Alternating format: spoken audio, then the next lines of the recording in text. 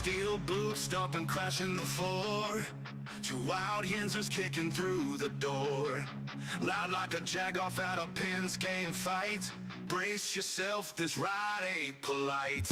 Two Dum Yinzers, loud and proud. Heads in the clouds, voices in the crowd. Chaos brewing, they don't play nice. Hold on to your iron and grab your prime anti-slice.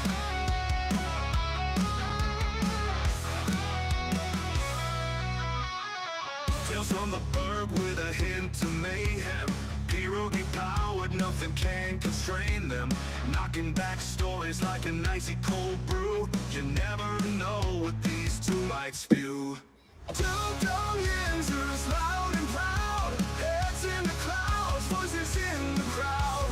Chaos brewing, they don't play nice. Hold on to your iron and grab your prime anti-slice.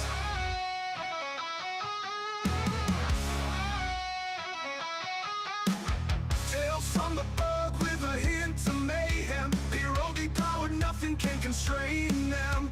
Knocking back stories like an icy cold brew. You never know what these two might spew.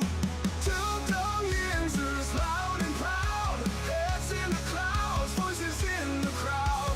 Chaos brewing, they don't play nice. Hold on to your iron and grab your prime anti-slice. Rivers collide where the laughs always flow. Black and gold thunder everywhere they go.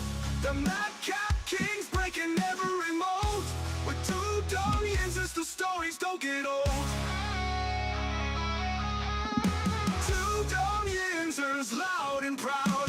Heads in the clouds, voices in the crowd. Chaos brewing, they don't play nice. Hold on to your iron and grab your prime anti-slice.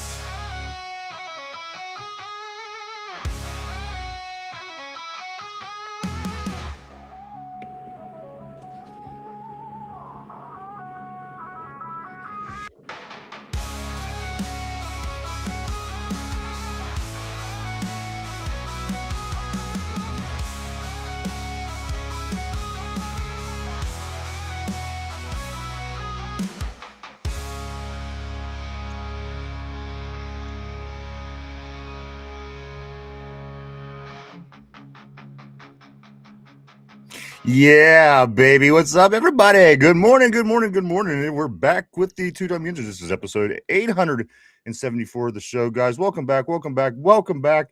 I couldn't be happier to see everybody today. I couldn't be happier. Good morning, good afternoon. Welcome to you guys. Welcome back to the show. You know what? I'm going to give a couple minutes just to let some people get in the door. So let me start here. The Penguins break their losing streak. A couple things happened in this particular game. They beat the Montreal Canadiens 4-3 in a shootout. But Sidney Crosby passes Mario Lemieux all-time on the Penguins scoring list. He's the all-time leading scorer now in Pittsburgh Penguin history, guys. That's Sidney Crosby passing up Super Mario. That did get down. The Penguins will be back in action tomorrow at 4 o'clock p.m. Also, a couple other things going on around the Berg before we get into this, guys, because, again, I don't want anybody to miss anything, so I'm going to wait, let some folks get their feet in the door. So just bear with me for a moment. A couple more things that I do want to say. The Pittsburgh Pirates, if you didn't catch it, they added a bat to their lineup, and everybody knows in Pittsburgh we don't have any bats. Guys, Brandon Lowe from Tampa Bay is coming to Pittsburgh on a chintzy contract, a situation that I think the Pirates are a little bit sneakier than they're coming off. I could get to that in a later show. But just know that we do have a left-handed hitter here in Pittsburgh to supplement our pitching, guys. Finally, one more thing before we do get into all Steelers all day, because it is a big day. The Pitt Panthers basketball team beat Penn State's basketball team 80-46. I just had to throw that stab in there, guys. Good afternoon to you. This is Victory Monday, and I got to be honest. This is one of the nicer Victory Mondays that I've seen in a while. I hope everybody had a great weekend. I hope everybody enjoyed the game. And from what I could tell, everybody was sitting in that spot that we mentioned last week. I said, sit in that spot. Don't do anything different. Find your spot where your good luck spot, if you will. And it seems that everybody did, guys. I hope everybody's weekend went well. We all got our exercise in. We didn't need to exercise because we had our cardio from the game, so everybody's feeling healthy this morning. And it is Christmas week, guys. I do want to say, here we are, a couple days away from Christmas. That's kind of unbelievable in itself, but here we are, smack dab in the middle of Christmas season, guys. It'll be over before you know it, but you know what will be over before you know it as well?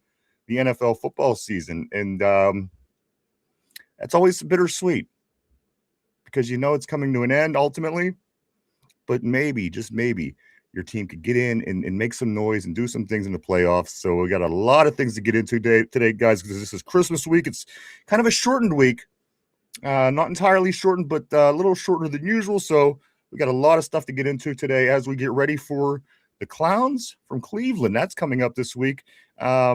But again, a lot goes into that. We'll get into that just shortly. A lot of stuff is going on this week for the Steelers. A lot of things could get resolved before the Steelers even play another down of football this weekend, guys. So just hang out, relax, sit back. We got a lot of things going on today. I want to say good morning, good afternoon, wherever you may be, to everybody on the board. Good morning. Good morning to you. Welcome back to the show. It's a great day. It's a great day here in the Berg and beyond. Good morning to Bingo. Good morning to Cody. Let's go. Cody says, we run this shit. Bingo says, Scotty Miller. We said his name 3 times and he returns. He's like Beetlejuice. Cody says, that's the fight I wanted to see. The real us is what Cody said from the Steelers last night. Cody also says, back to playing Pittsburgh football. Tyrone, my man, he said, let's fucking go. And I can't agree with you more. Good morning, Tyrone. Good afternoon, Tyrone. Good morning. Good afternoon to you, Lindsay. She says, hey, always great seeing Lindsay on the board. Steeler Freak says this, the best the D has looked in a long time. 2 weeks in a row, finally stopping the run. Lions average 1.3 rushing, not bad at all. The adjustments made it in the secondary in Harmon were key. Gang, my man, Black Magic Jamal in the house. Always great seeing you, brother. Hope everything is going well for you and hope things was good for you for your weekend for the Steelers, brother. Cody says this, Jamar Gibbs, 2 yards. 2 yards, let's fucking go. Detroit what? Detroit what? Amon Ross St. Tortilla is in the house.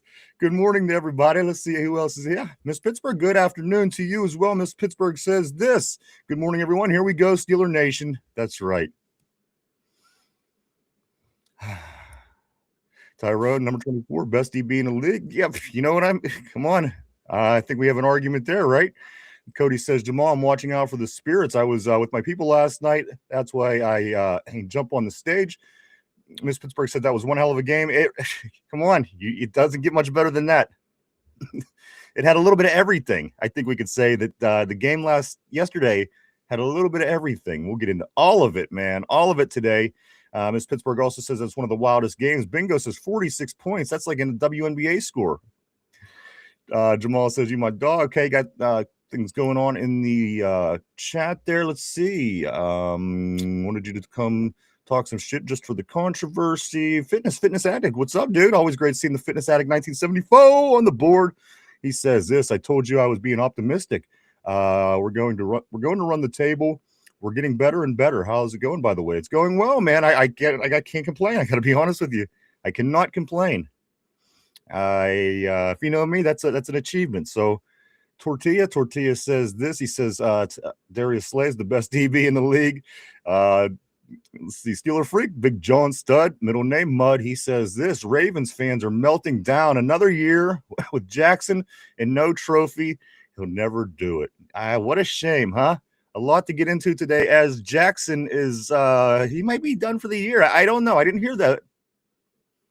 But again, from what I gathered from the game last night with the Ravens and their loss, that helped us out tremendously.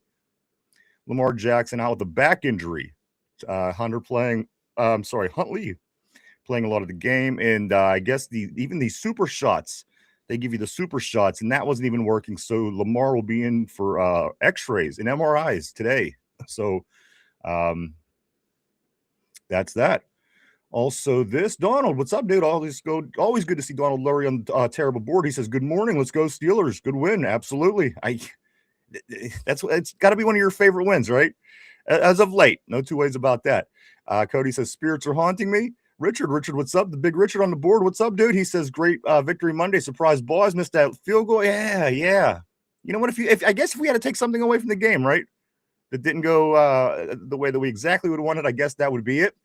Mike Tomlin, there he is, the Mike Tomlin on the board. He says, I'm going to buy a Ford. Also, Morgan Weezy, I do want to say good afternoon to Morgan. Welcome to the Terrible Board. It's great to have you here. Hope you stick around. We got a lot of things to get into today.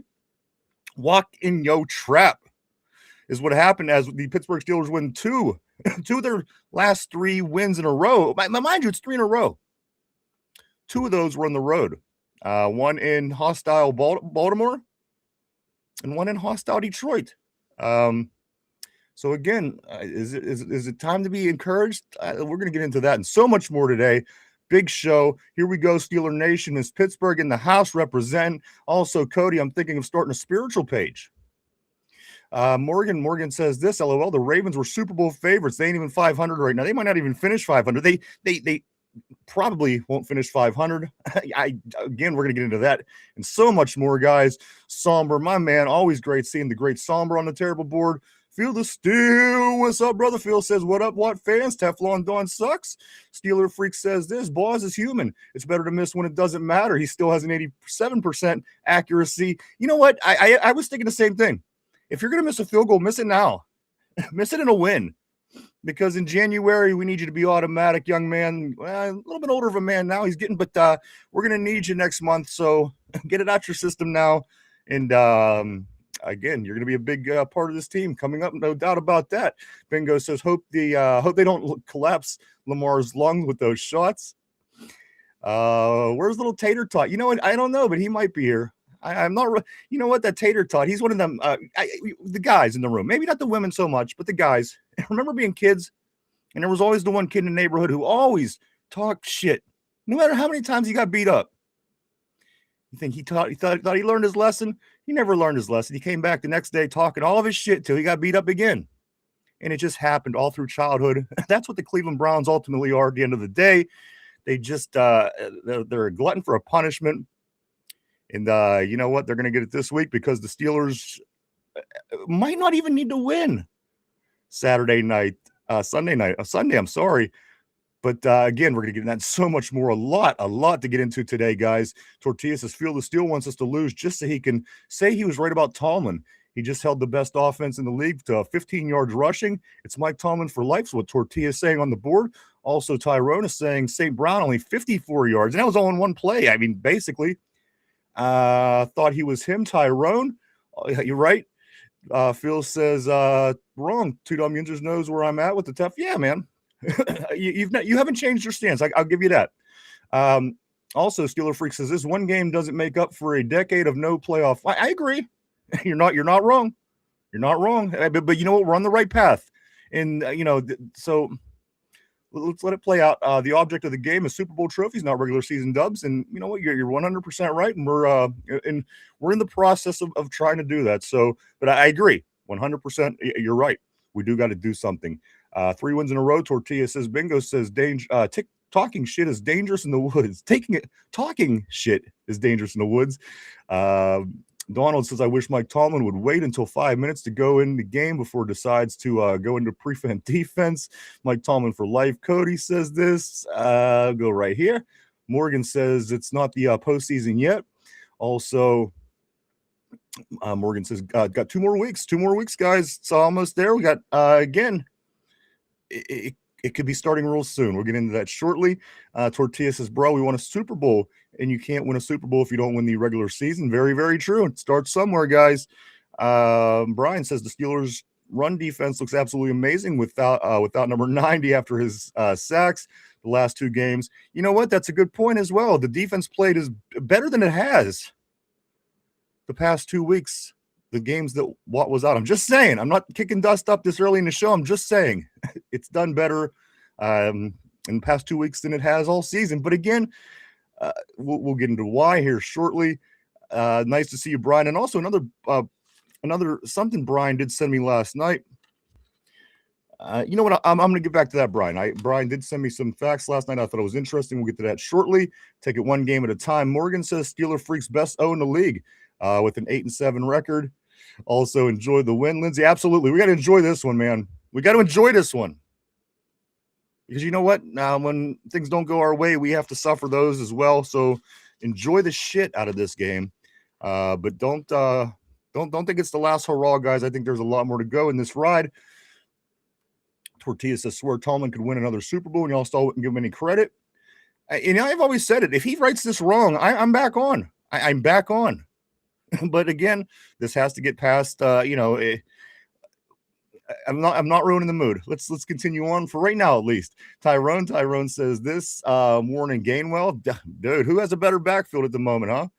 Also, Phil the Steel says I'm not delusional. Tortilla says can't call a good thing good when then you're not worth listening to. Bingo. LOL. Taking a shit in the woods can be dangerous too. Cody says Gainwell with the Palomalu catch. Unbelievable. Probably maybe the catch of the year with that Gainwell accidental. Something like that happened earlier this year in the middle of the field.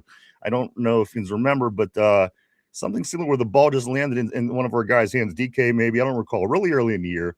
But something similar to that. Also, this Lindsay, last year we were on a 5-game losing streak. This is so much better. You ain't kidding. So much better.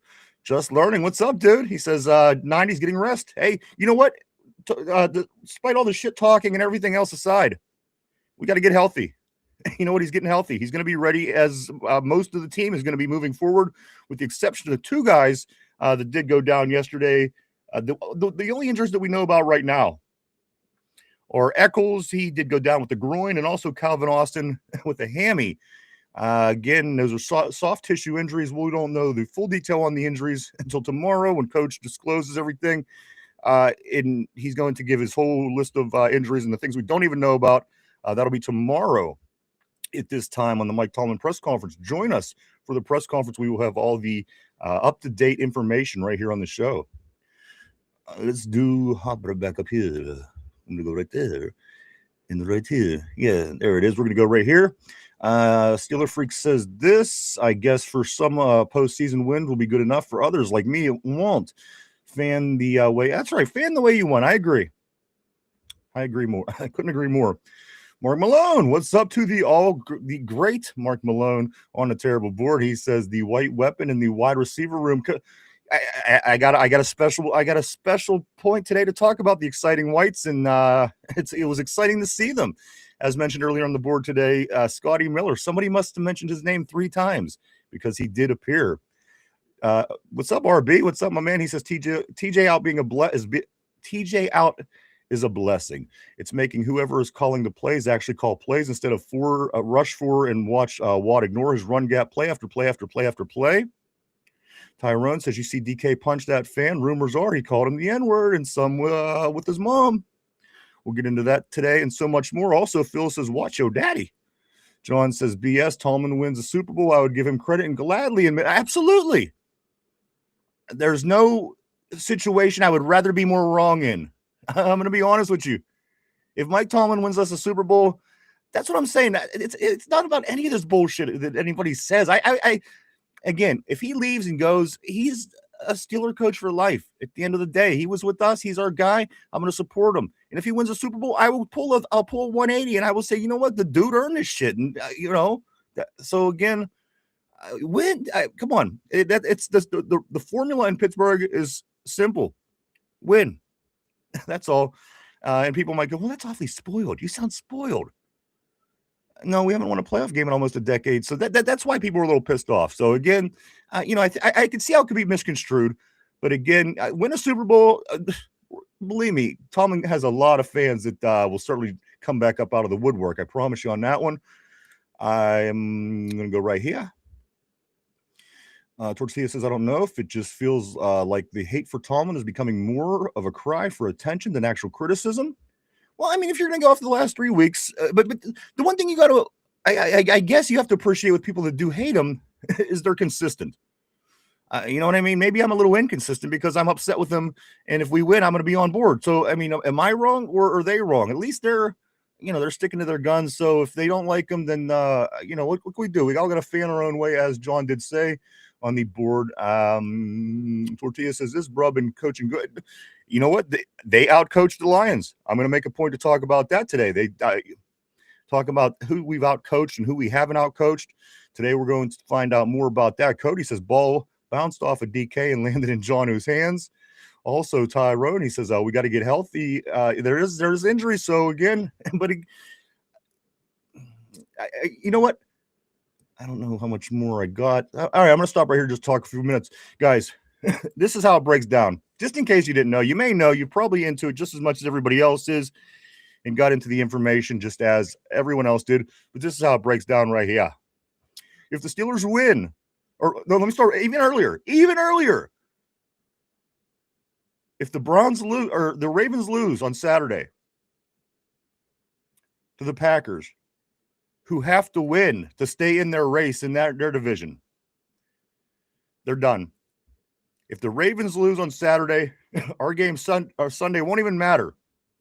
The Ravens lose to the Packers, who there's, again, a good chance a Lamar-less Baltimore Ravens at the moment. Again, he's getting MRIs today on his back. Terrible pain, he kept saying, as they kept giving him the magic shot and it wasn't working. So that's encouraging for us. Again, I don't want ill will for the man's health, but for football, the football world, you know what? I'm all for it. So if it's without him, it's going to be Tyler Huntley, and he's going to be going to Lambeau Field to take on the Green Bay Packers. And again, the Packers need this win. So they're going to be playing just as hungry as anybody else. And if the Packers do beat the Ravens, our game doesn't even matter Sunday night. That's right, guys. You know what that is? That's damn near a bye week. We're not the number 1 seed, but if we could wrap this division up early enough, it basically turns into an active bye week where you could get healthy, you could play backups, you could you basically have weeks to prepare for the playoffs. And if that's the case, that could very well be the case. However, if the Ravens win against the Packers, then we have the opportunity to chop their heads off on Sunday with the win against the Browns. And at that point, if we beat the Browns at home, then the Ravens are done and we win the division.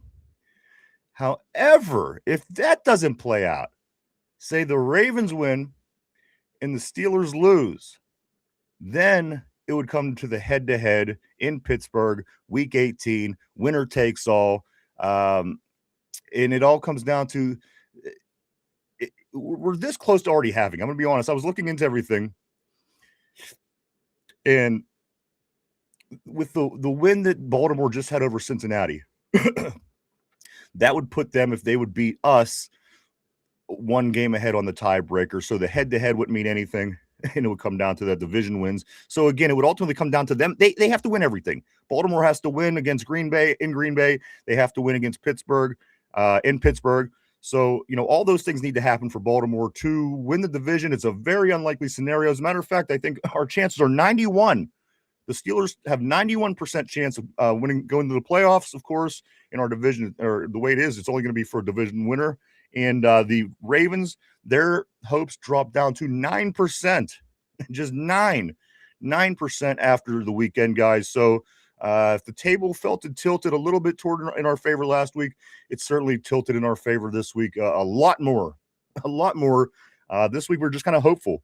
You know what? If just let's say we could have a good game against Detroit and then go out and beat the Cleveland Browns. No, we went and basically played the best game we've played all year against Detroit. No, the Lions weren't the Lions of last year or even the Lions of 2 years ago. But if you play a team with a lot of talent and you're able to shut them guys down, going into the game, Detroit was the number 5 rushing team in the league. Number 3 in rushing touchdowns. We held what happened yesterday in Detroit is almost unbelievable. And it's almost, you couldn't even make this stuff up. But also, if I can find here, Brian sent me some information yesterday. I'd love to share it with you, but I'm just having a hard time locating it at the moment. Here it is. No, that ain't it. I don't know. I'll come across it eventually. Yeah. So yeah, guys, there you are. There we are. It's again, this is as good as it's going to get for a while. And again, my big thing with this game was the litmus test. Is this going to be the litmus test? Let's take a look and see where we're really at against a team that has guys that could throw 300 yards, and he did throw 300 yards, and have a couple of backs and a couple of receivers, and the St. Browns, the Montgomerys, the Gibbs, the Hutchinsons, the whole way down the list. And you know what? Yes, they weren't playing great football, and they're not playing great football. But the three teams that we were just playing and we just beat on our 3-game winning streak, guys. The Ravens fighting for their playoff lives. We beat them. The Dolphins fighting for their playoff lives. We beat them. And yesterday, guys, of course, I just drew a total blank. The Lions, of course, fighting for their playoff lives. We beat them as well. So, yes, these are the best teams in the league. And this year, who knows? Who knows who the best team in the league is this year? But the one thing that we do know is we just beat 3 teams in a row that were fighting for their playoff lives. And we eliminated Miami. And we really screwed Detroit's chances. And again, this comes back to us helping Green Bay. So we could use a little bit of help in return to the Packers. So again, guys, what just happened? Are they playing possum? Was this team this good all along? I doubt it, but again, it was kind of a switch of a flick of the switch. And when you get one of these flicks of the switch, there's sometimes you just can't explain it, and it just happens the way that it happens. And that's what went down this weekend, guys. The Pittsburgh Steelers just this close now to making it to the playoffs again. And you got to feel that we're in a little bit better shape than we were than last year going into the playoffs. You got to feel that we're a little bit better position than we were a couple years in a row. And a couple years ago in the playoffs. You got to feel the way this team is playing. This might be as good as this team's played in 4 seasons. I listened if anybody had any games that they could come up with that was better. But again, big win. This was my litmus test week, and I got to be honest with you guys. We passed with flying colors. Now we just have to hope that we can keep it up and keep moving in the right direction. Guys, was this the first complete game of the year to you? It certainly was to me. I think, again, with the exception of a couple little things, which we're not even going to pick at today because why? Why do it? We have the rest of Browns week to figure out what it is we have to do better and to get ready to move forward. And we'll do just that in this shortened Christmas week. But I do want to say to everybody, welcome back to the show. That's right. The Pittsburgh Steelers, guys, 29 to 24. They beat the Detroit Lions as the Steelers do get this much closer, guys, to the playoffs. So it's the ball's in our court. Last night, Baltimore lost the ball. They gave the ball away. They gave the ball back to us. Now it's no longer in their court. Even if they win, we could knock them out on Sunday. But I just got a feeling, guys, again, if they lose, we get basically 2 weeks. We get next week against the Browns. You can start playing backups, start getting guys healthy. And then, again, we could wrap it up next week. That Ravens game is irrelevant. So, you know, that's the best case scenario. That's what they want. That's the total opposite of what we want. But I think that, again, tables lean in our direction. They are fighting the uphill battle here, and I like it. I like it a lot because they're not playing good football. Baltimore's playing terrible defense, and their quarterback is out, and their star running back fumbles every game. And, I mean, they have a whole problem over there. Big time issues going on in Baltimore. So I do believe the better team is ahead right now as the Pittsburgh Steelers are sitting, guys, at 9-6. Could ultimately finish 11-6. Huh. You figure back in the old days of the 17-game series, and 11-5 was a pretty damn good record. So 11-6, well, you know, come on, guys. What do we got? We got a whole bunch of things to get into today. We got a lot. We really do have a lot. I can't wait to talk on the board, see what's going on with everybody. But let me get into a few of these talking points before we do move further. I'm going to start with goal lines. Well, I'm just going to blow through some things. The goal line stands, guys. Jack Sawyer making a couple big plays, and boy, did Alex Highsmith make a few big plays for that defense as the 2 outside linebackers really step it up, certainly against the run game, having big tackles for losses, big stops at the goal line. We're going to be talking a lot about the good things of the Steelers today, so I hope you're ready, guys. Jack Sawyer looked nice. We were all wondering how he was going to look with Herbig out, with Watt out. He looked damn good. The defense played as good as they have all year. And again, if they can consistently continue to keep this up, we have a chance to go to the Super Bowl. Yes, I said it. People weren't going to say now. You know what people were going to say? Oh, they still have games to play. Oh, they still haven't improved anything. Well, you know what? That's true. That's true. But you know what? We're not dumb. We know that they still have games to play. We know that they still haven't accomplished anything. But the one thing that we also know is this football team is looking good right now. We recognize that as Steeler Nation. And again, I think as weird as the league is this year, with the Kansas Cities, and they're down to their third string quarterback, Gardner Minshew, who I thought was a good backup, he goes down with an NACL and MCL. He's done for the season. So there's teams that got a lot of issues. Baltimore with their quarterback and his back issues now.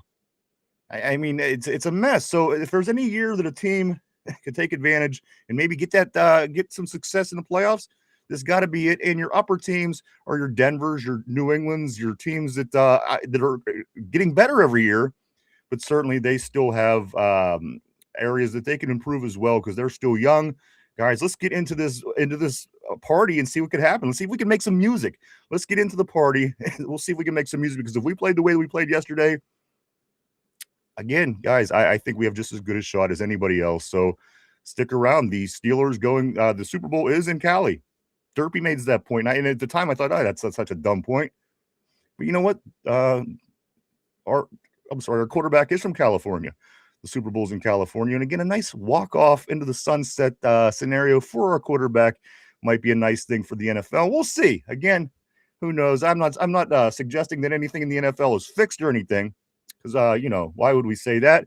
But things are the way they are, guys. And you know what? I think, as I said, maybe we just have as good a chance as anybody else this year. And, boy, did that change over 3 weeks. And some people might argue. So what are you thinking? What are you thinking, guys? I mean, it was a disaster earlier in the year. Things you couldn't stop the run. You got 250 yards ran against you. But you know what? The way you fix that and the way you make that up is go out and the way you react. And they went out and did just that, guys, stopping the Miami Dolphins, whose running game was highly touted at the time of the game. You know that. And then also with this team, Detroit has say what you want about what they're doing this year. You beat all them guys. The Pittsburgh Steelers went in their house, beat Gibbs, beat Montgomery, beat St. Brown, beat Hutchinson, beat Goff, and came home with a much-needed win that also the Detroit Lions needed as well. So, again, pat themselves on the back, guys. Who needs the – you guys remember the Acrisure Pigeons? Remember that about 2 years ago, or whenever Kenny was there and the pigeons kept popping up in the field, and every time they popped up, the Steelers would win? Well, who needs Acrisure Pigeons when you have the Black Bird? That's right, Y.A. Black flipping the bird yesterday, and you know what? That gave us an even bigger victory. We win this football game again after Y.A. Black giving the bird to the Detroit Lions bench right on TV. And I got to be honest with you, Tony Romo goes, whoa, what was that? It was totally caught. I don't think it was supposed to, but a lot of fun. Y.A. Black, again, giving the Black Bird, if you will, maybe to the Blackbirds in Baltimore. So that was some one of my favorite moments of the game. I'm going to be honest with you, but I am going to move on here. Let's just talk about some of the main topics that we are going to have today. Boz did miss that field goal. Again, that's going to be maybe one of the low-end subjects of the show. We're not going to dig too far into that, guys. A lot of other things went on today, though. We had a controversial ending, which I didn't really think it was that controversial at all. At the end of the day, when the call they made, it was correct. And again, so we'll get into that today. What else do we got? We have what a day for Warren, and he wasn't even the better of the backs. I don't think. I thought Gainwell. I mean, Warren's 245-yard touchdown runs. That's what the Detroit Lions do to people. That's what the Lions do to people. 245-yard touchdown runs. That's what you do in high school when you're better than everybody. Jaylen Warren, guys, 245-yard touchdowns. And the reason I stopped myself is because Gainwell, you know what? He just keeps the game going. And we talk about consistency and being able to, just continuously be able to do something. And somebody that's been very key in that area has been Kenneth Gainwell. I seen the guy making a tackle on special teams. I mean, come on, the dude does it all. He catches passes. He makes amazing plays, catching passes. He finds the hole. You know what? He always gets that outside corner when he runs the ball to the left over there, off the left-hand side, on the ground, through the air, special teams.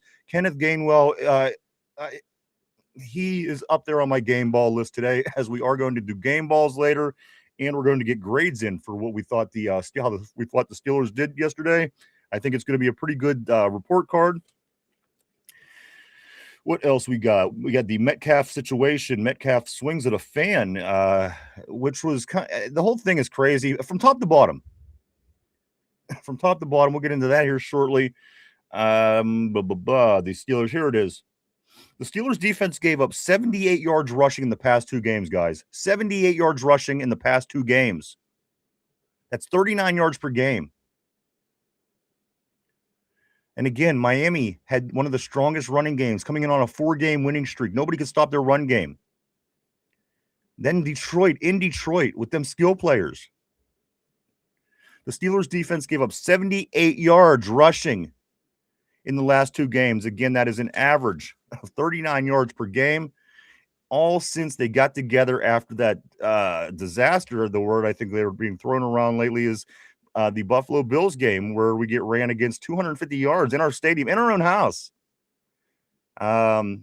Boo the song, chant our coach, but don't come into our house running 250 freaking yards. The Steelers turn it around, and again, the total polar opposite. It makes you wonder, is this team just playing possum all along? How can that be the same team? How can it be the same team that we seen play earlier this year? Maybe they're playing possum. What else we got in today? Washington. I love Washington, and I love him to death. As a matter of fact, he is one of my favorite players. He's got to hold on to the ball. But again, that's more stuff that we'll get in there toward the end of the show. We do have, what do we have?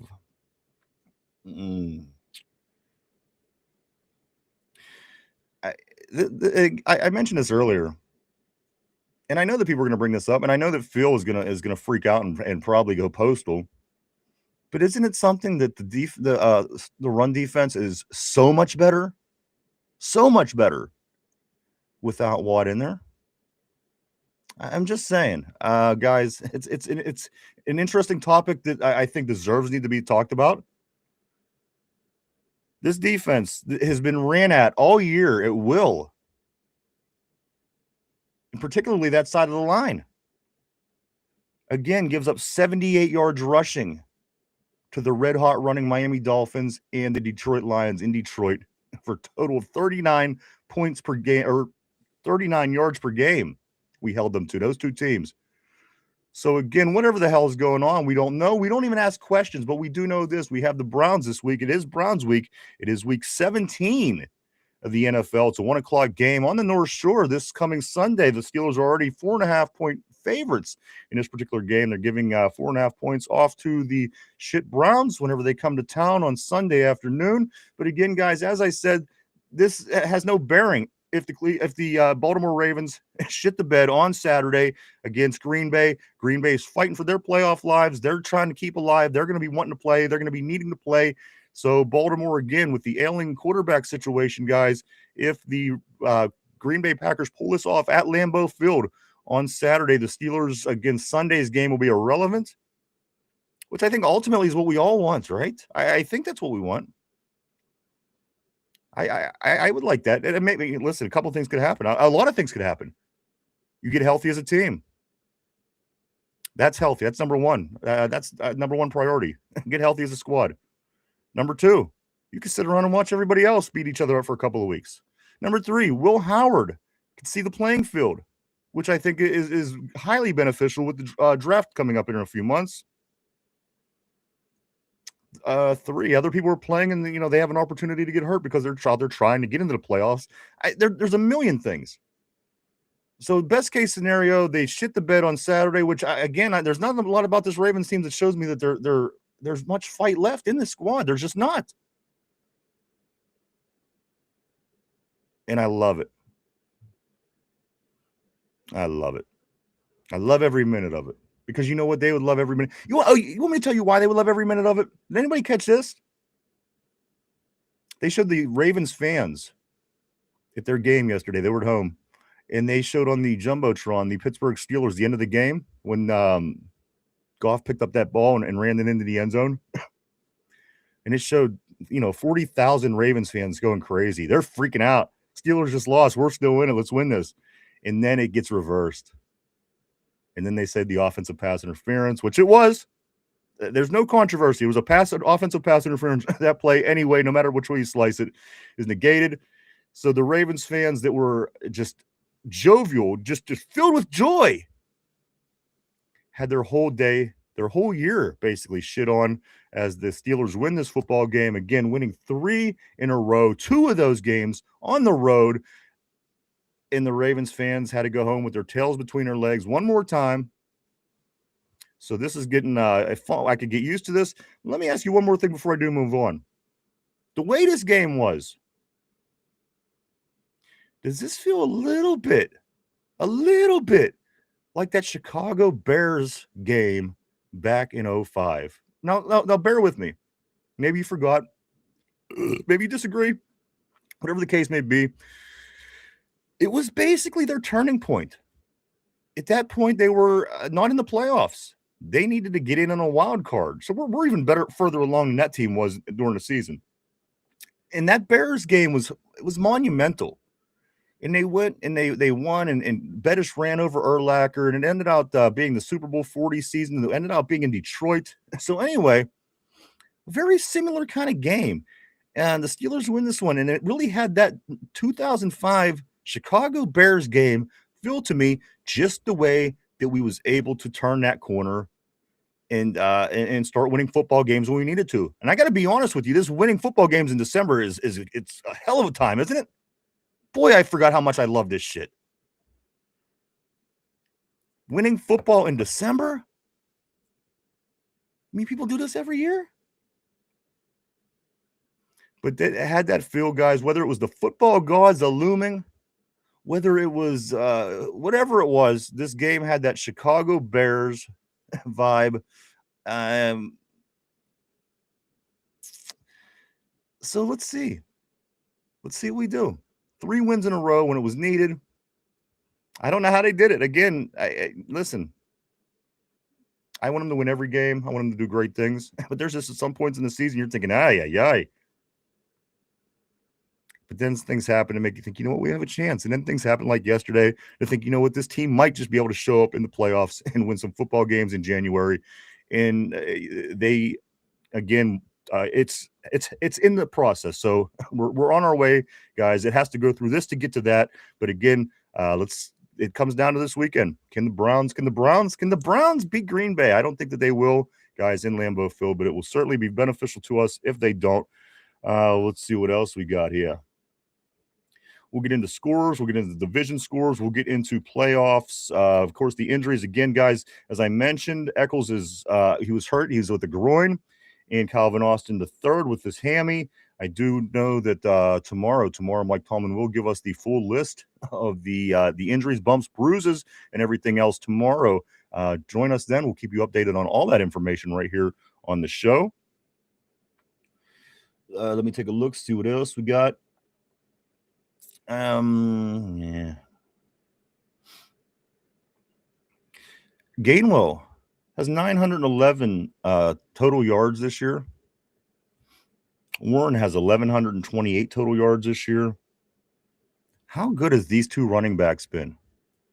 You look at teams that have the Christian McCaffreys. You look at teams that have the Derrick Henrys. You look at teams that have the Jonathan Taylor Thomas. Nobody talks about these Pittsburgh Steelers running backs. These running backs are, I mean, you look at the numbers, and you're like, oh, well, they don't really got great numbers. But at the end of the day, is this the team you want to face in the playoffs? Is this the matchup that, we got 2 pretty good running backs? Again, one carries the continuity of the team, whether it be through the air, who is the leading receiver on the team, by the way, and Kenny Gainwell, whether it be on the ground with Jaylen Warren. that's we're solid back there, guys. So lucky we didn't need Caleb Johnson to step in and really be anything of significance because that wasn't how it played out. I'm sure he'll do fine in the future, but for what it is, you got to love what you're seeing from these two running backs, Jalen Warren, of course, and Kenneth Gainwell. It's been a joy. It really has been a joy. And I got to be honest, I don't remember what the situation is with Kenny's contract, but I do think they will re-sign him and extend him and bring him back, whatever they have to do moving forward, guys. So let me jump back on the board here for a little bit. I just want to make sure I didn't forget anything because there's a lot of things to get into today. Let me see here.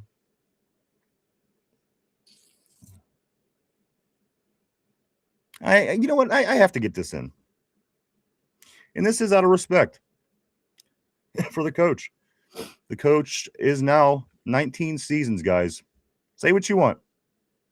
19 seasons, who's never had a losing season of football. I understand every argument. I've heard it all, just as you did. Mediocrity, blah, blah, blah, blah, blah. But it's an accomplishment.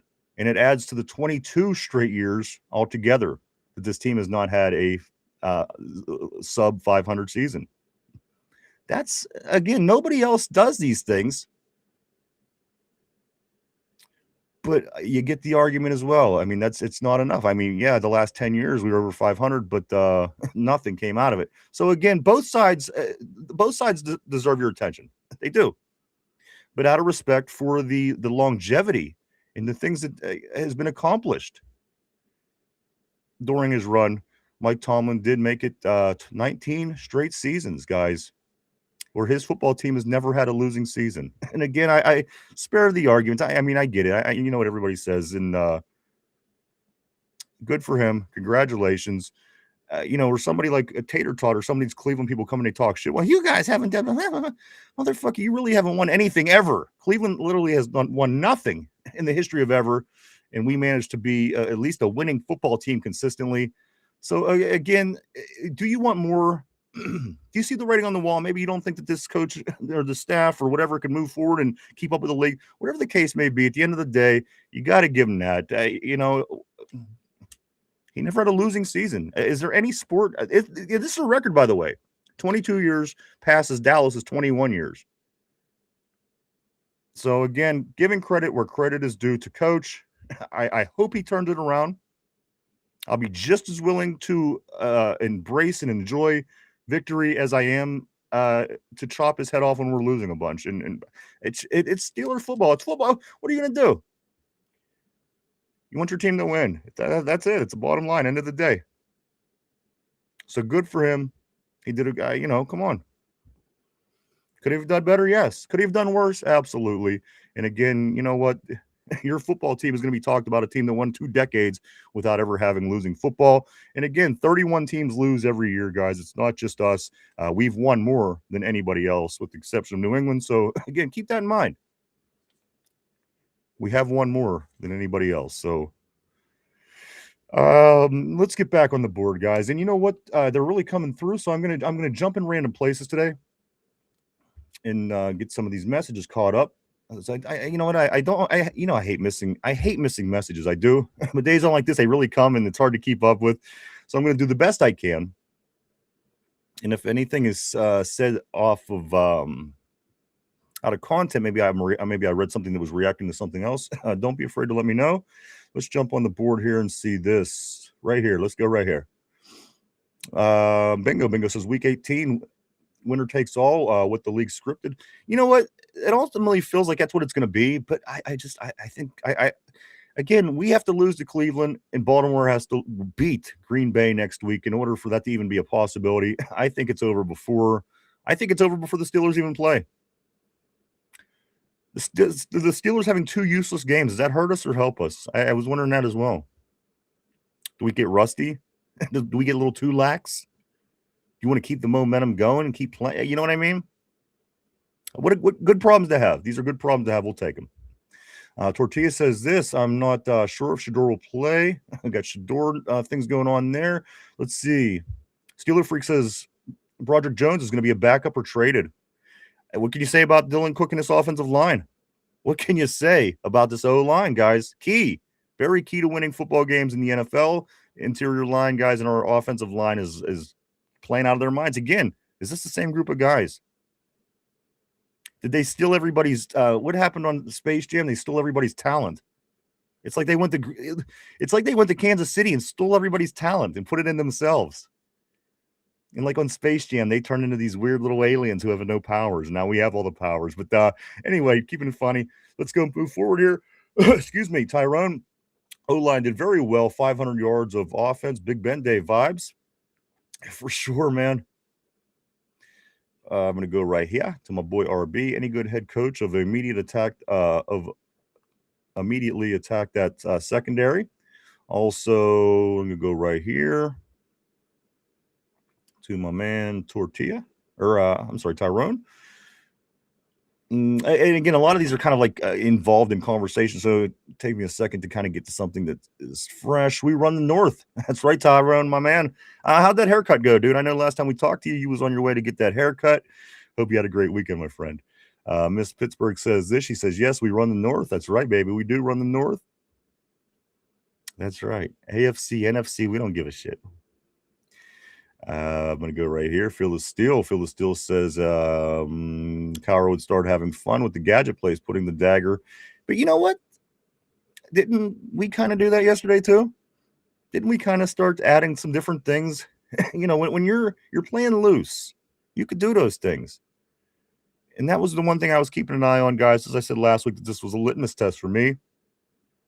And they didn't have to go out and try to keep up. They didn't have to go out and keep up and play on their heels.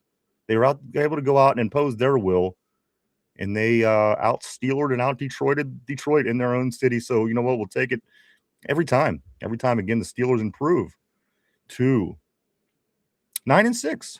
9-6. Morgan says, I said before the game, if we shut down Sonic and Knuckles, we win. I was right. Yeah. I mean, that's not an easy task, even though they are, you know, again, their record shows them right around 500. I'm sorry.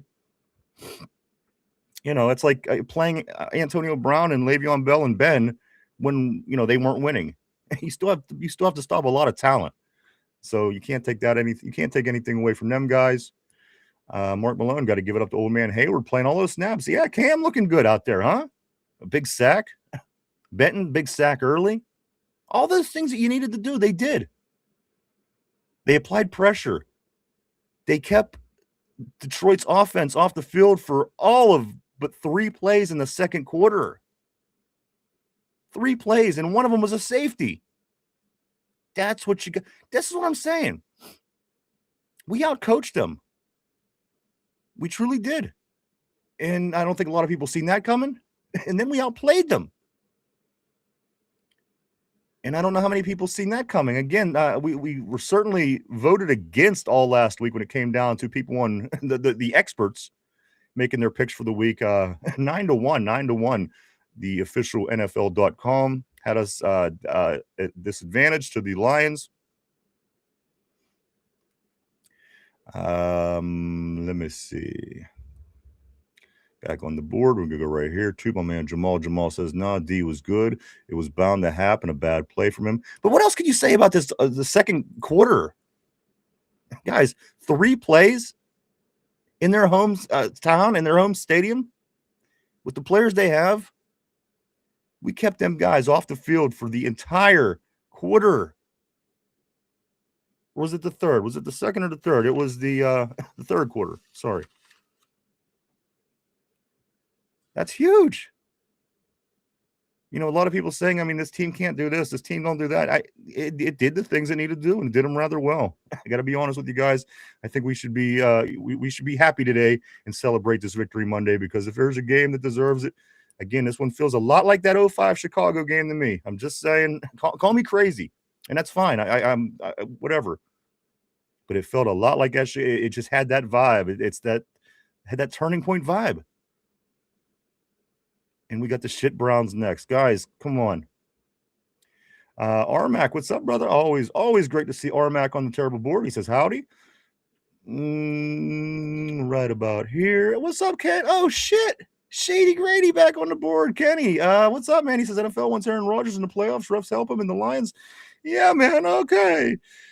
I'm sure that's what's happening. Also, I do want to say good afternoon to Jerry Thor, 6102, all the way to the end. When they lost, then it was the refs that saved their arse. I'm sure that's what it is. The team that gets screwed all the time in the NFL is the team that now is being favored by the referees. You just can't you can't make this stuff up, guys. Let's move forward. Also, Somber says I love how close our RB group is. I didn't feel that with Najee. Mm, Somber, I mm, I respectfully disagree with that because I thought Warren and Najee had a good relationship as well. And Najee managed to get 1,000 yards. But listen to this, though. Only about 170 more yards, Jaylen Warren does become a 100,000-yard rusher on the season. Believe it or not, Jaylen Warren is only about 273 yards. So he has 2 games. And if there are a couple useless games, he might get a lot of, who knows? But and that was one thing that I liked about Najee. Granted, you say what you want about him. He seemed like he was running in tar, but he managed to get 1,000 yards every year. And that's something. It's not what it used to be, but it's something. And he did get it every single year he was here. So, I'd like to see Jaylen as well get it done. And I think that he's totally capable of getting it done. Certainly after he has, what did he have? 90 yards on 2 carries. Now that's an average, huh? Cody says referees didn't beat the Lions. We beat the Lions. Where did they? If anything, the referees tried to help the Lions with that catch that was rolling around under that guy's gut, and they called it incomplete, or they called it complete. If anything, that was the questionable call, because the play at the end of our game was an offensive pass interference, which was obvious. You can't go 5. What he did was it's an offensive pass interference. So everything that happened in every argument is null because again, that was literally the call, and it seemed like it took a little while, and it seemed like it was weird, but it wasn't. That was the call to make. It was an offensive pass interference, very obviously, and that changed the way the game ended. So there's really no argument. I wouldn't even waste my time having that argument with anybody, people, because that's what they're going to say, and it's just the only thing they really have. And again, their teams are the Dolphins and the Browns, and these teams ain't even in the playoffs. So to the bullshit, I'm not concerned.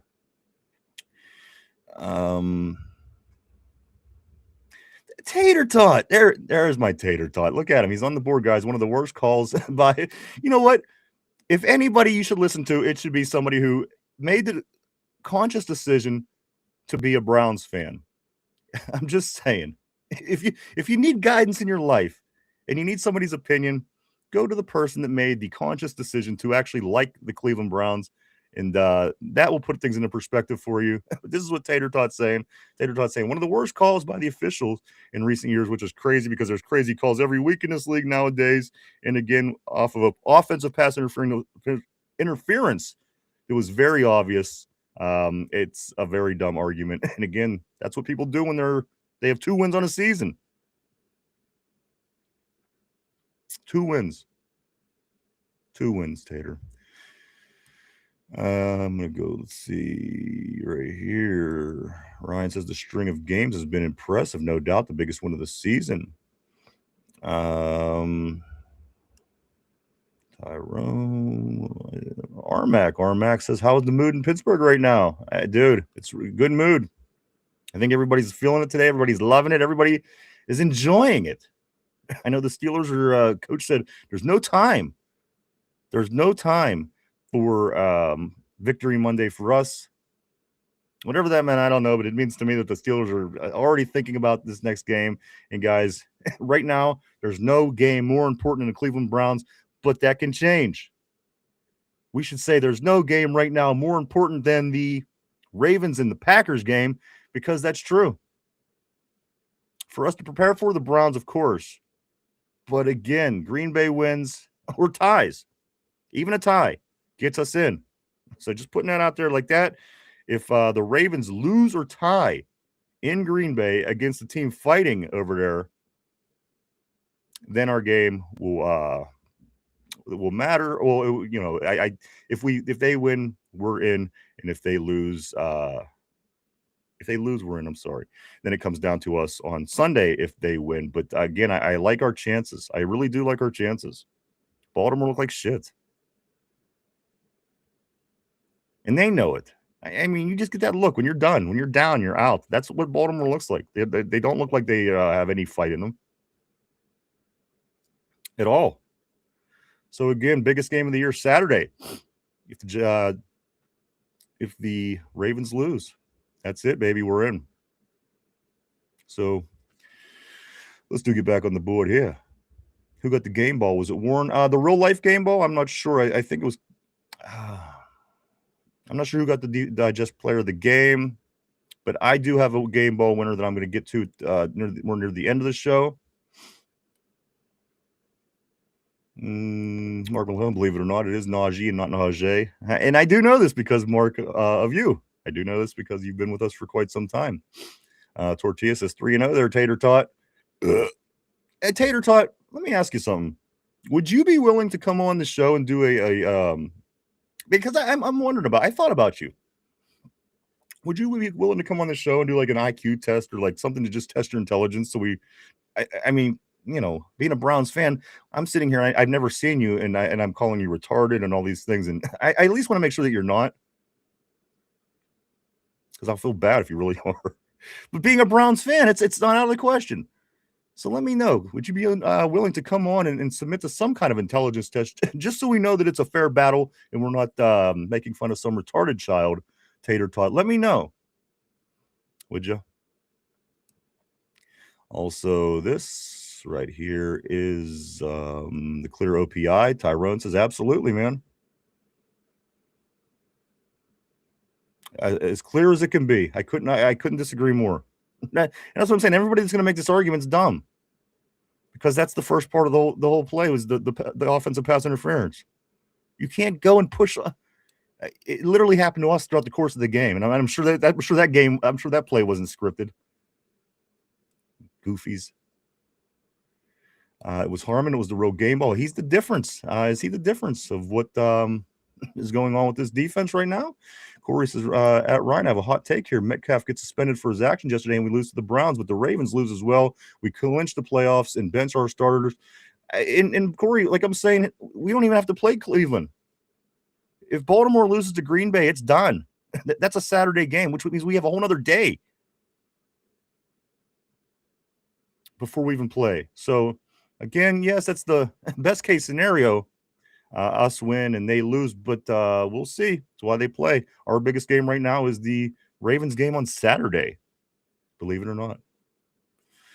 Let's see, Mark Malone. I'm 99% convinced Tater is a Steelers fan trolling Steeler fans. Kenneth, what's up, dude? Always great seeing the great Kenneth Jones on the terrible board. My man, I hope you enjoyed your game this weekend. He says, I'm guessing he has the IQ of his name, of a Tater Tot. I like it. Also, Cody says, we're going to win out the rest of the season. Guys, again, does this not have a 2005 feel to you? Do you remember in 2005 what one of the issues were on that team? They had one of the worst offensive lines in the league. And that was talked about. Oh, this team isn't going to do anything. They have one of the worst offensive lines in the league. Maybe the worst. But you know what? Once things started happening for that team, and you roll on Kimo von Oelhoffen, lands on Carson Palmer's leg and blows his knee out in the first round of the playoffs. The shoestring tackle the next week in Indianapolis.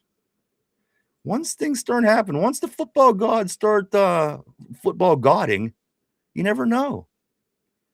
And again, the football gods have always they've been on our side more than anybody throughout the course of the Super Bowl era, us in New England. So again, it had a vibe, guys. It has an 05 vibe, and it was in Ford Field, which is where that particular team won that particular Super Bowl 20 years ago.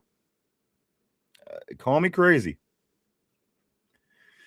Just Learning says this. He says, we're going to miss Rodgers after he leaves. His presence as a leader. And absolutely. Let me ask you this. We're going to want him back next year. I think, especially if things continue to go the way that they're going. How can you not? Even if you draft, even if whatever you do, unless you go out and spend money and bring yourself a franchise guy in, we're going to need him. And you know what? I think he might stick around. The guy seems like he's having a blast. Steeler Freak says Tater bot is Mike starting his shit. You know what? It is not. I could confirm that it's not that. I don't know who it is, but I can confirm that that Tater Tot is not Mike. Steeler Freak says this as well. He says Tater is one of the spooky Shriners kids. Oh man. Corey says this at just I could see Aaron Rodgers coming back to mentor either our first quarterback or Will Howard if there's not enough good future quarterbacks left in the draft room. So this is let's see. I got so much information in front of me, it's not even funny. So I'm gonna do my best to get it all out. We're gonna try to talk about everything as the best as we can today. Tortilla says Tater is Connor Hayward.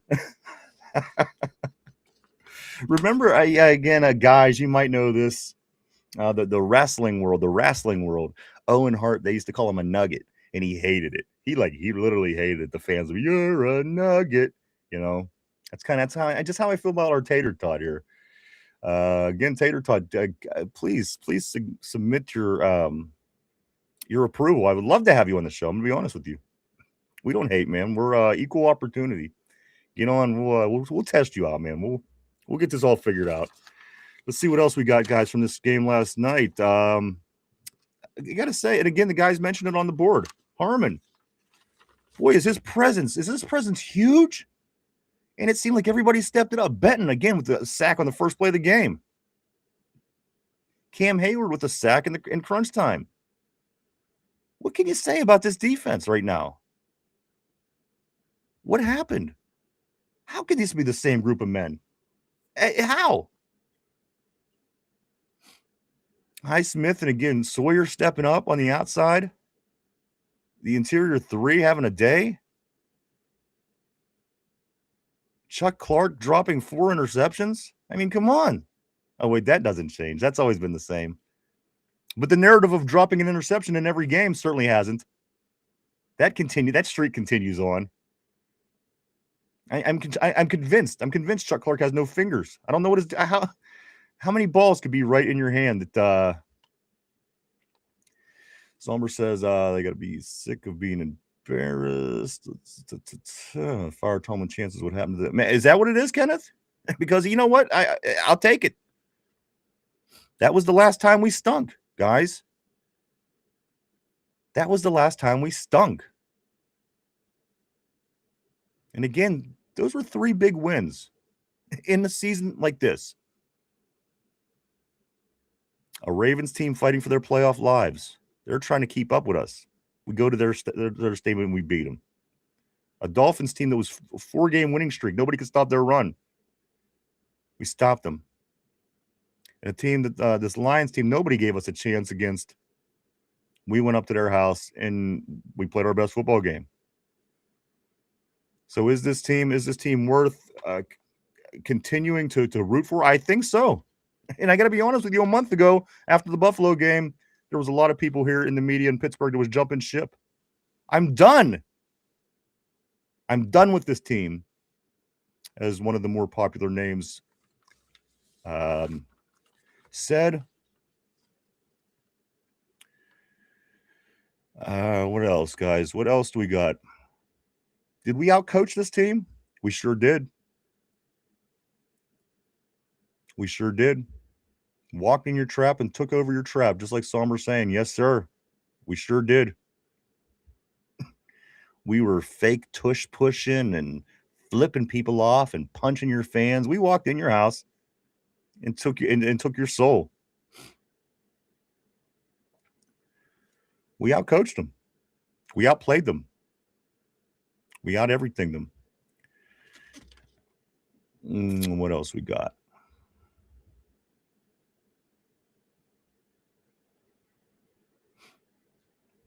And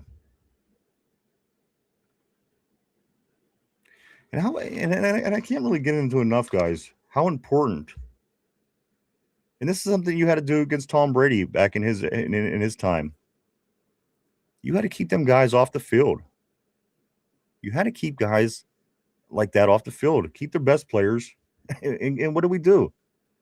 3 plays in the third quarter, guys. They touched the ball, and one of them, again, was a sack, making the game 12-10. Guys, this is how it played out. Let me get into some numbers and things like this. Let's do this. Steeler game, it started out like this. It was a 3-0 lead after the Steelers' first drive of the game. Chris Boswell drives it home to have a 3-0 lead after the first quarter. Midway through the second quarter, after they passed the ball down the field, ran the ball down the field about 50-50 at that point. They kicked a 36-yard field goal, tied the game up at 3-3. After, let me see, where did we score here? I think it was just as the quarter was ending. They were up 10-3. This is when Kenneth Gainwell catches that crazy circus acrobat catch that I don't even know if he knew that he caught at the time. After confirming that nothing in his body touched nothing of the defender's body as well, he gets up, traipses to the end zone, and ties the score up 10-10 before the half. Third quarter comes around. The Steelers hold the ball all quarter long, only allowing 3 offensive plays by the Detroit Lions in that third quarter as they score the safety and take the 12-10 victory. Guys, keep that in mind. As the final score of this game was 29-24, it was 12-10 at the end of the third quarter. Chris Boswell, he grows the lead with the field goal early in the fourth quarter from 23 yards out, 15-10. Also,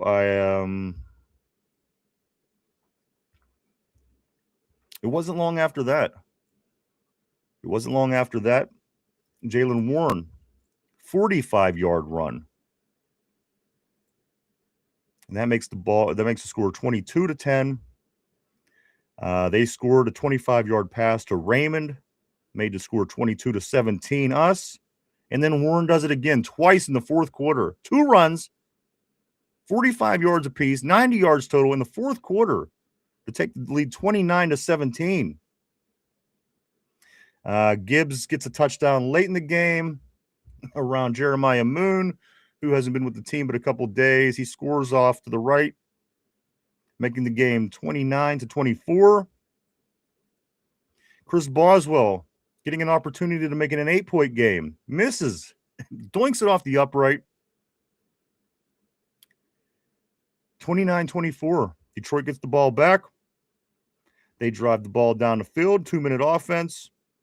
Looked like it was about to be over, and there was an Alex Highsmith kicking, a tripping call on Highsmith. Under a minute left. St. Brown scores a touchdown and gets called back. He scored a touchdown and got called back first on the OPI. They took the lead. And again, Baltimore Ravens fans losing their mind, paying attention to our game while watching theirs, as they had started as we were ending. So with 6 seconds left, the offensive pass interference happens. Then the play is made at the 1-inch line. The ball pops out. Jared Goff picks it up, walks into the end zone. Actually, he flew into the end zone if you looked at the play. And after long discussion, that's how it played out. It was an offensive pass interference. The game can end on a penalty. And that was it. Steelers win the football game, guys. 29-24. So that's the breakdown. And a lot of, as I said, so many good things have happened. You can't give enough credit to. Let me give you some people that I'm just giving credit to. Again, we're doing grades. We're giving game balls today. But these are the people that I'm giving credit to. Joey Porter Jr. When the hell did he become so freaking tight at cornerback? And don't get me wrong, he's always been good. But boy, the tackling, the playing, he's certainly improved. Joey Porter Jr. has certainly improved. Alex Highsmith, what a day he had. He was back there all day in Goff's shit. All day. Jack Swagger. Another one. Couple big tackles for losses early in the game on the goal line stand. Stop these guys on fourth down. You stop the Detroit Lions. There's nobody more successful on fourth downs than the Lions because they do it all the time. We stopped them inside the 5-yard line. Jack Swagger. Highsmith, couple tackles for losses. Cam, look good. Again, it was like we went and took somebody else's talents. Where has this been? Maybe coach is maybe coach is a genius, and this is all part of his master plan. If we find out that this is all part of Coach T's master plan and we win a Super Bowl, would that change your opinion around the some of the haters? I wonder. Also, let's see. Duggar, guys, we had a safety. We go to Detroit and we safety them. See what I'm saying? Kyle Duggar. What more can you say about him? Who else? Adam Thielen coming in with clutch catches in this game. How big are these veteran receivers that we added late? Jeez, oh man. Ever since we brought in help at wide receiver, we've been playing better football. Scotty doesn't know. Scotty Miller makes 3 big catches in this particular football, even a toe tap catch to keep a drive going. Pat Fryermuth, guys. Look at Tater Tot with his 2 wins still talking shit. I love it. That's why I gotta have you on. I have to test your intelligence. I have to. I can't continue on with my life without knowing if you're mentally capable of being made fun of. So please let me know on that, guys. Let me get back to Scotty doesn't know. Oh yeah, the unexciting whites are all wide receiver room might look a little different this week. Again, all them guys stepping up. Every single one of those wide receivers, every single one of those white receivers, no, every single friggin' receiver, guys. MVS looking, he got hurt at one point, but he's okay. But again, who would have thought actually fill a position and you might get production from that position? Crazy. Let's see, who else? Benny Sko. What can you say about Skoranek? The guy's a little beast. On a penalty where they wouldn't let him back in bounds, and they said that he didn't run in bounds on his own, or he stayed out of bounds, or whatever that stupid call was. Again, the referees were helping us there. And what else? The offensive line. What can you say about the play of the offensive line? Backups on the whole entire left-hand side. Anderson and Cook on the left. They have an Aiden Hutchinson, and come on.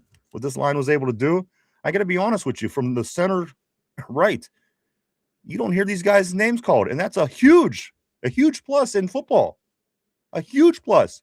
To not hear the offensive linemen's names is a huge plus, because if you hear their names, that means there's penalties or things that shouldn't be happening.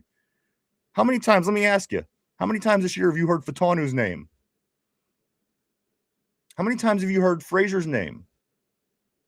How many times have you heard McCollum or whatever Irish guys at right tackle? Very, very, very seldom do you hear those names. Or very, you don't hear them. So again, that's very good. Certainly, this line they've been building from the draft to be the line of the future. It's holding up. Look at. See, this is what I'm saying about Tater Tot. Tater Tot's like, it's not 2 wins, it's 3. We have 3 wins. Get it right, mister.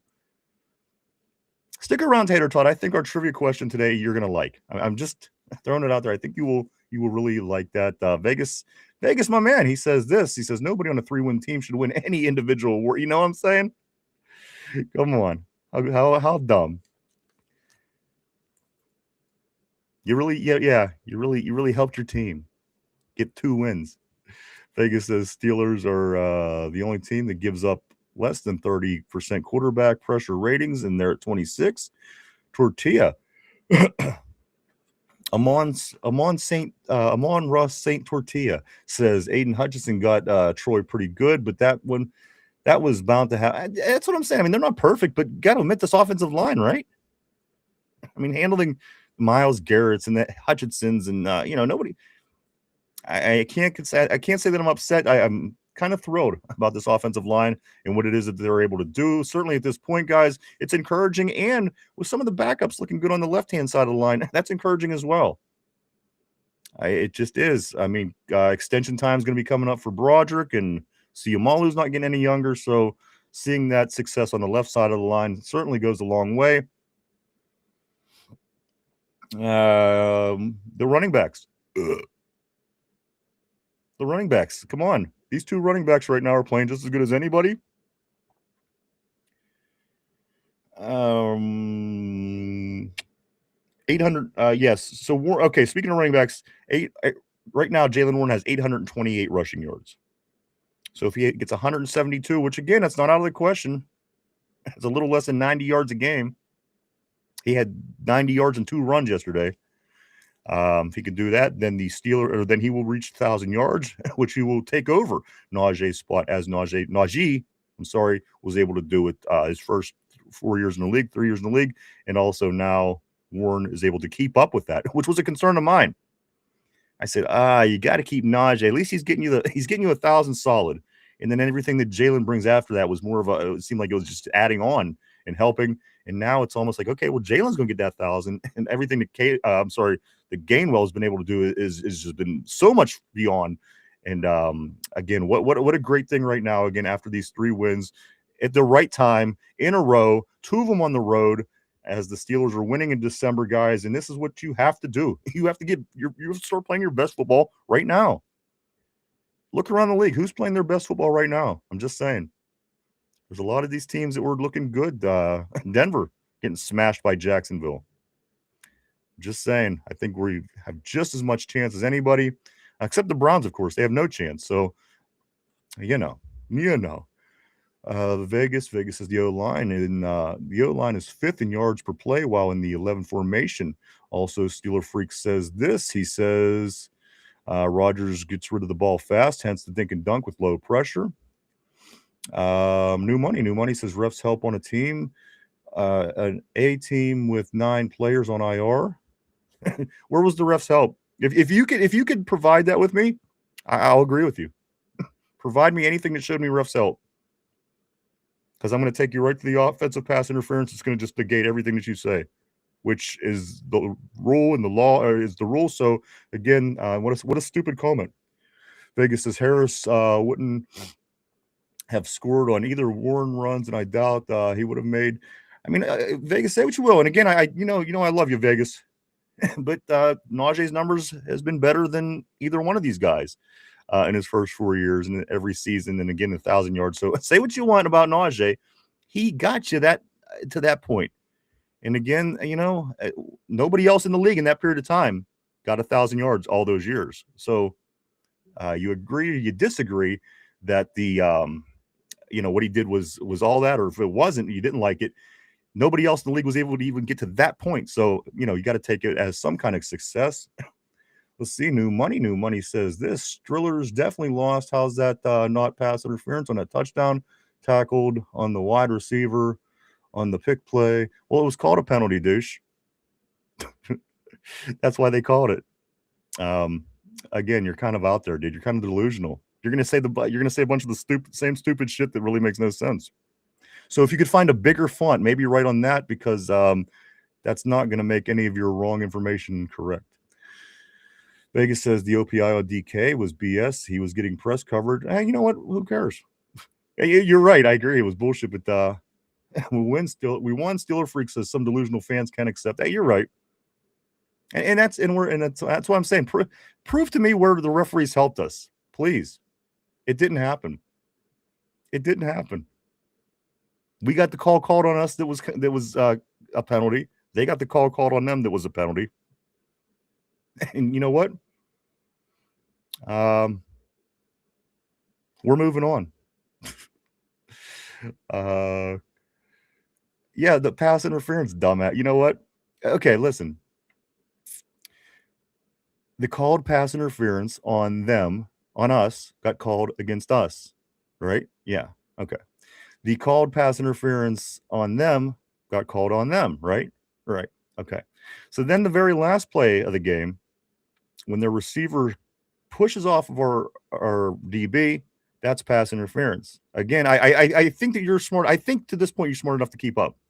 Let me know if you're not. I'll slow it up for you a little bit. And After that happened, everything else doesn't matter. So if their quarterback picks the ball up and walks into the end zone, if their quarterback jumps up in the air in whatever, it doesn't matter. That penalty is already going to negate anything that happens. So literally, there was no argument. There was no conspiracy. There's no anything like that. No help.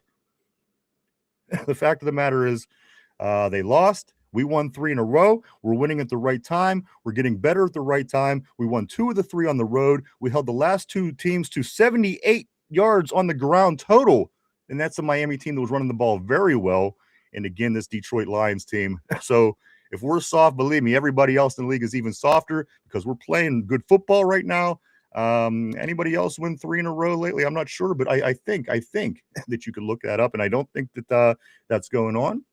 The TD played dumbass, new money. I see what you're trying. Please, I'm not trying to do anything. I'm just telling you exactly what happened. Unless here's the thing. If you're capable of understanding, I'm going to keep you around. However, you're coming off as really dumb. And if you are as dumb as you're continuing to seem, I am going to shut you off and you'll be gone.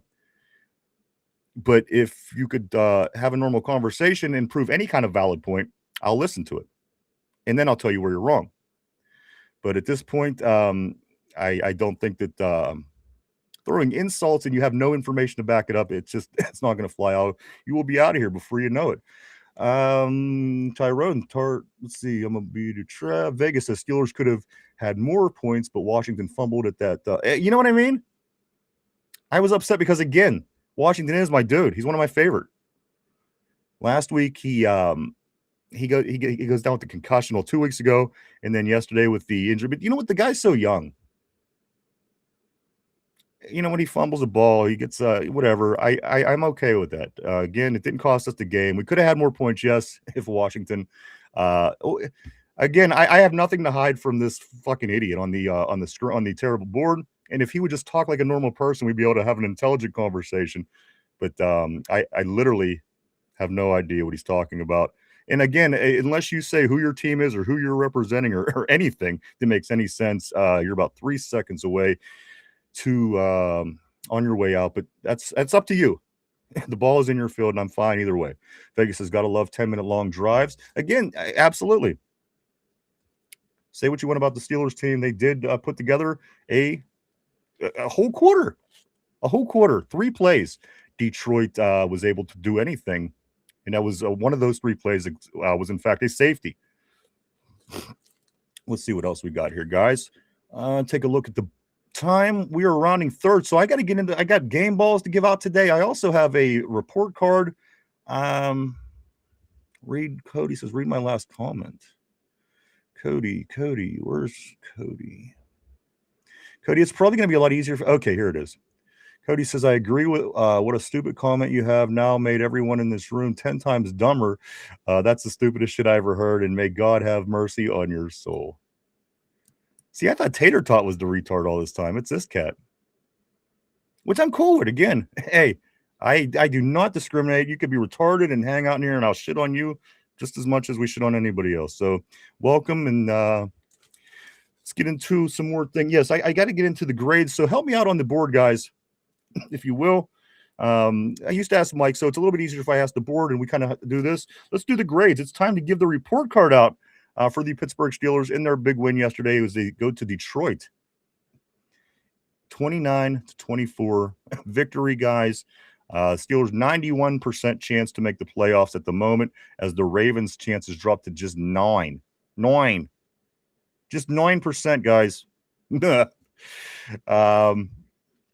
Billy Money. Look at little Billy Money, Tortilla says.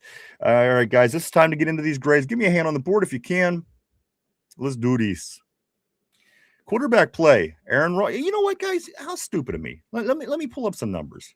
How can we even do this without knowing numbers? I am sorry. I feel mildly retarded. It's rubbing off on me from the moron. Let me just shake it loose a little bit. All right, shook it loose. Let me pull up some of these numbers from the game, and I swear we're gonna get to. I swear we're gonna get to these the grades. I promise you. We won't not do it. Let's pull up these numbers from this game. All right, here we go. Pittsburgh Steelers at Detroit Lions. It went down a little something like this. The regular game team stats look like this. The Steelers look damn good, which they usually don't in these columns because, again, they don't win a lot of time in possession. They don't have more plays than the other team usually every week. So let's look at this. Let's enjoy it, guys. Let's bask in the glory, if you will. Total yards on the game. The Steelers go to Detroit and put up 481 yards and run on their turf the way that they usually run on people. 481 to 361, 120 yards better total yards the Steelers were on the day. However, the Lions did have the lead in the passing yards, 346 to 251. It's a little less than 100 yards there, but you know what? Goff throws for 300 yards every game. You got to at least give them that margin. On the ground, the Steelers 230 yards, the Lions 15. 15. Sonic and Knuckles my ass. 15 yards, guys. Oh man, that's what I'm saying. You gotta be happy with the improvement of what's going. 15 yards, Somber. Believe it or not, it is hard to believe. First downs. Both teams had 23. All right. Yards per play. Steelers 6.9. The Lions 5.2.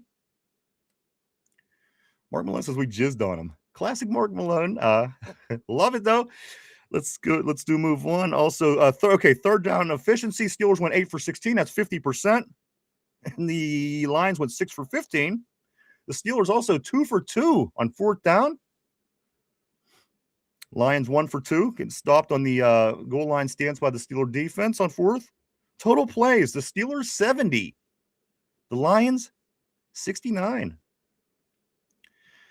Lions sacked 3 times. Steelers sacked only twice. Both teams punt the ball away 3 times. Oh, here you go, guys. The conspiracy guys. 8 penalties against the Steelers, 7 penalties against the Lions. So the referees certainly helped out. I got to be honest. Let me get a little more detail. 8 penalties for 89 yards. If you could hold that here, 8 penalties for 89 yards. The Lions 7 penalties for 40 yards. 7 penalties for 40 yards. Detroit. The Steelers 8 penalties, 89 yards. But we got all the referee help. No interceptions, guys. We win the time of possession 34:06 to 25:54. Almost 10 minutes. 10 minutes. That was that third quarter. The whole third quarter. Field goals made, of course. We were 2 for 3. Boz missed that one, and field goals missed. We were 2 for 3, I'm sorry, and the Lions were 1 for 1. Let me pull up some individual stats. We'll get into those numbers, and then we will get into these grades. I promise. I swear to you. Aaron Rodgers goes 27 for 41 for 266, guys. 1 touchdown, no interceptions. A quarterback rating of 92.1 for the day. Jaylen Warren, 14 carries, 143 yards, averaging 10.2 yards per carry, guys, and 2 touchdowns. And Kenneth Gainwell, 9 carries for 50 yards, guys. And then you have to look at Kenneth Gainwell's receiving yards as well. His receiving day as he catches 5 balls for 78 yards, 1 touchdown. Let me get some more receivers in here. Adam Thielen with 4 catches, 49 yards. Metcalf 4 catches, 42 yards. Big Mount Washington 3 catches, 36 yards. Freiermuth 4 catches for 20 yards. Little Scotty doesn't know even 3 catches for 19 yards. They were big catches. Jaylen Warren, a couple grabs. Calvin Austin even has a catch before he gets hurt.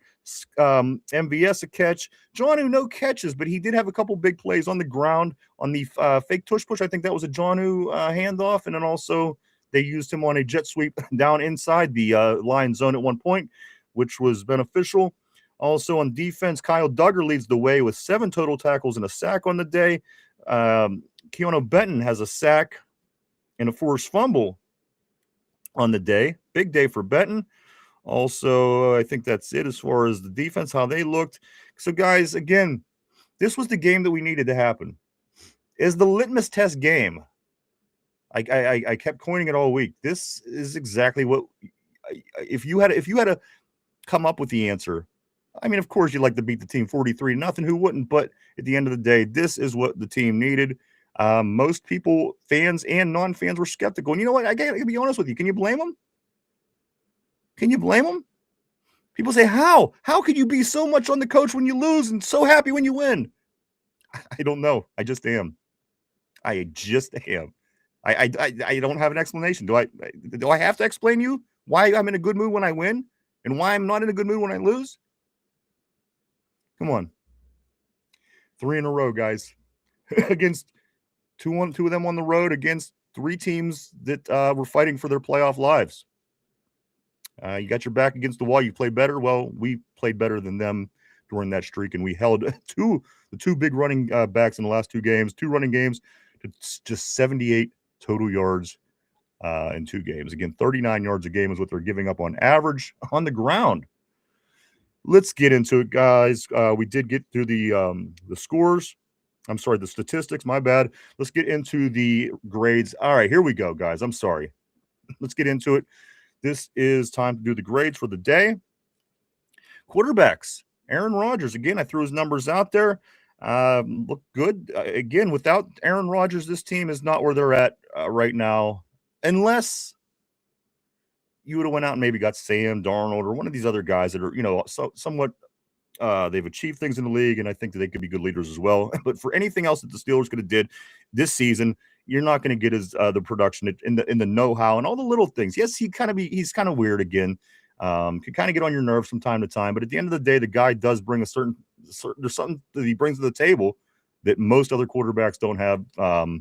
He's going to be walking into the Hall of Fame in 5 to 6 years, so we'll certainly take the advantage that we can get from him right now. The quarterbacks on the day, Aaron Rodgers, again, with the numbers I just read off on him.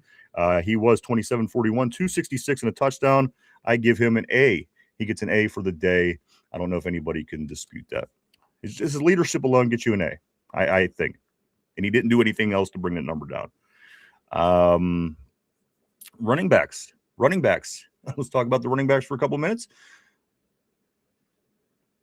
Vegas says Ice Spice is an odd-looking bird. Let's check out this right here. Let's see. Running backs. Between Kenneth Gainwell and Jalen Warren, you can't have anything but an A++ in big red letters. A++, guys. Running backs for the day. What can you say? Tyrone, you agree with me on the board? A++++. Let's get to the tight ends. Tight ends, guys. With the exception of Darnell's fumble inside the 5. Pat Fryermuth had a big day, guys. Also, Washington ran over more people, so for me that was worth it. Jonnu, again, a couple plays on the ground that was nice, and Connor involved took capacity in the Spartan that was the trick Spartan play. I give the tight ends, I give them an A. They didn't do enough wrong to get anything less. Again, the fumble was bad. You know what? I'm going to go B. Tyrone, I agree with you. Just because of the fumble. But everything else was good.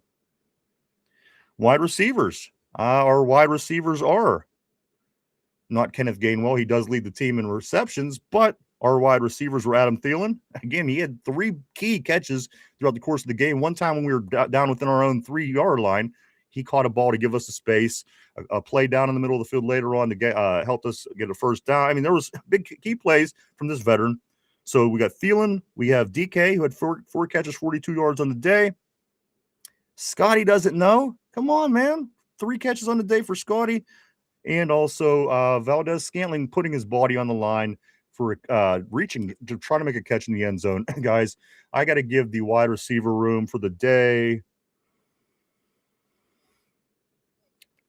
I'm going to give him a B+. I got to give him a B because they didn't do anything wrong. They didn't set the world on fire. But again, some of the catches by the toe tap by Scotty Miller. You know what? I'm changing it. I'm going to give him an A- because Scotty Miller. Come on, the guy caught one ball all year. He's in there making toe grabs. Come on. So I'm going to give the wide receivers just because an A-, an A-. Look, Tater Trot's retarded. He says ball goes to the ref. If you could at any point tell me where that even makes sense, I'm here to listen to it. Believe me, I'm not going anywhere. You know where I'm at every day, obviously. Let's see. Let's move on. Offensive line, guys. Offensive line. What do you give this offensive line?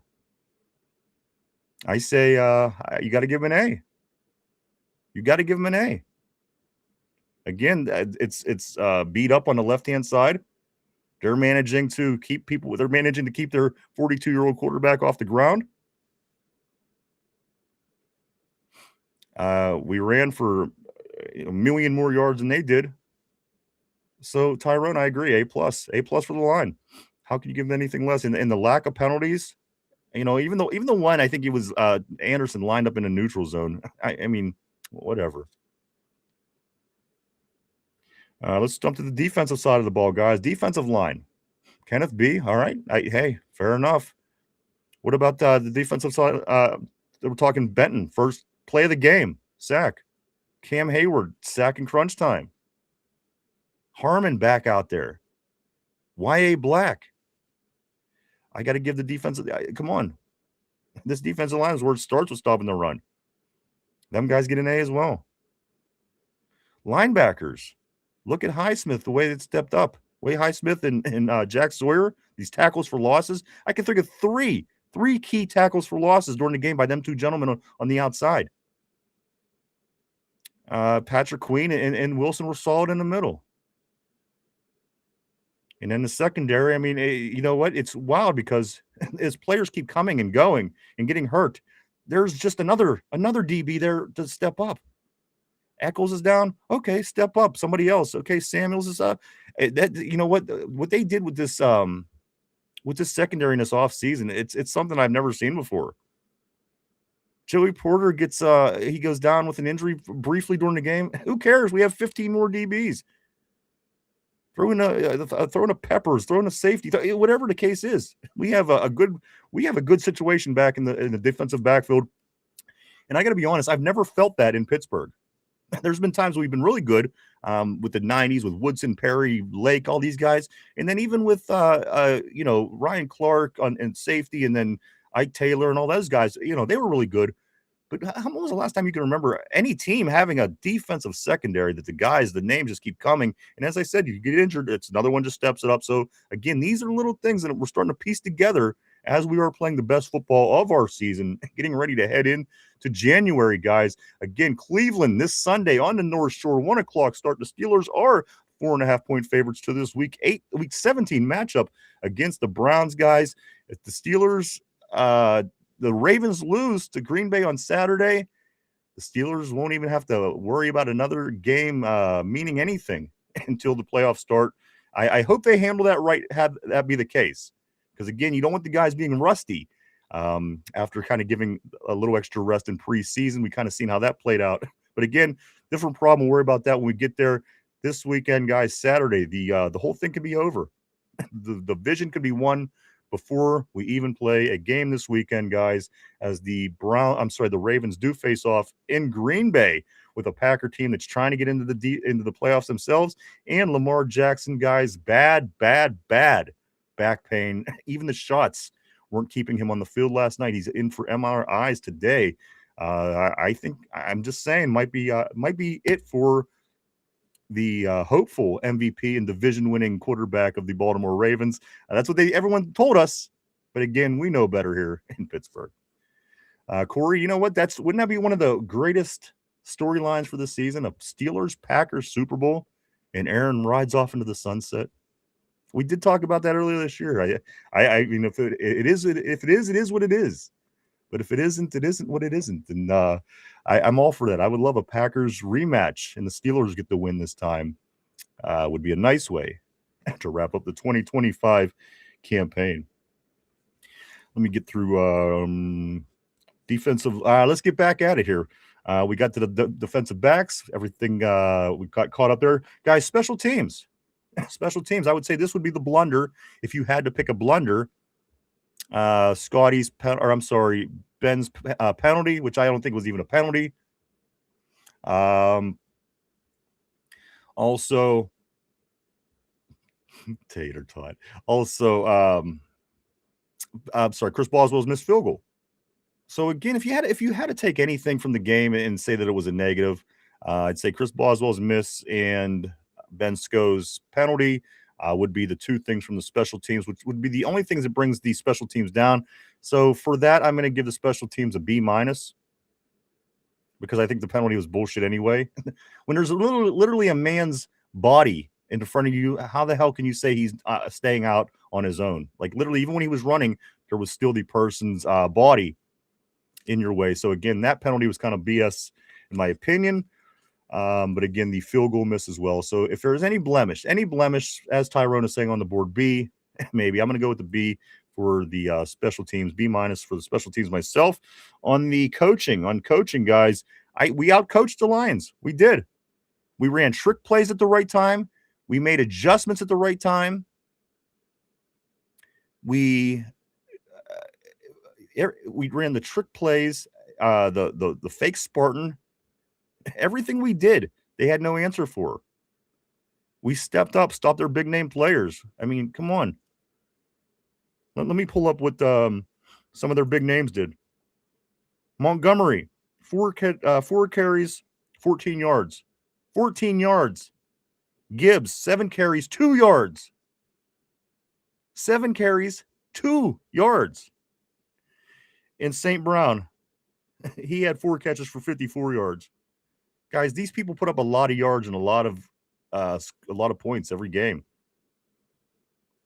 So again, do what you want with that. Finally, guys, overall, I give this an A. This game deserved an A. This game was a game that not a lot of people expected us to win. They went to Detroit. They won their 3rd straight game in a row. They won against the 3rd team that's been fighting for their playoff lives, and they got it done in Detroit. So overall, I give this team an A, guys. This was the first closest to a complete game that I can say that we played. All the things that you see during the season that you thought, oh, we don't do this good enough, so we're not going to win. Oh, we don't do that. So again, should we be encouraged? Absolutely. Just as unencouraged as we are when they lose. Why not be just as excited when they win, guys, especially because we're starting to see the things that we complained about through 2/3 of the season. For some reason, somehow, again, the game plan, the strategy, the effort, the trick plays, everything went right, guys. So coaching A, overall A, Steelers A. I don't know how you could give any of that anything any different on any of those grades, guys. My game ball has to be this. It has to be.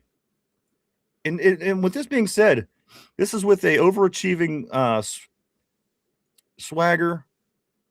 This is also with Highsmith with his big day, Porter with the big day, Cam looking good, Duggar with the safety, Thielen key catches, Scotty Miller toe tap catches. The guy that deserves it the most, in my opinion, on this football team is Kenneth Gainwell. There's nobody that's more deserving at this point. He does everything. He does everything well, and he keeps the train going. If it wasn't for some of his key plays on such an average moment of the game, again, he gets that outside corner on the left so many times when he gets the ball and he runs that direct. So many things he does keeps the drives going, keeps the plays going, keeps the good, the positive going for the Steelers. Kenneth Gainwell. For that reason and many reasons, I give Kenneth Gainwell the game ball, rightfully deserved. And this is, guys, between a lot of other players that are playing good football right now. Kenneth Gainwell, my game ball, guys, for the week. Also, the snap was low on the field goal. That's one thing that I failed to mention, but that was because backup Cal Dominitis, I think he went to Pitt, and he's somewhat local as well. He stepped in for Chris Kuntz, who was injured. So that the low snap on the field goal, that shouldn't have been, again, if that was our guy, it wouldn't have happened. But again, at the end of the day, if I'm going to take anything and call it just the lowest graded thing of the day, it's definitely my special teams play. But I'm not worried about that because 99% of the time they're all right and they're usually doing great. So that is what it is.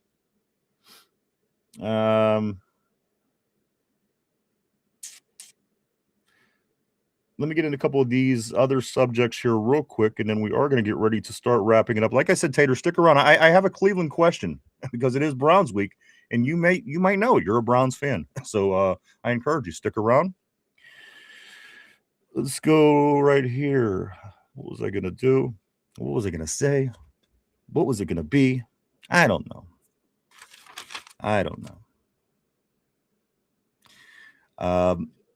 Okay, yeah, so the playoffs started today. The Steelers would be playing, they would still be hosting the Chargers.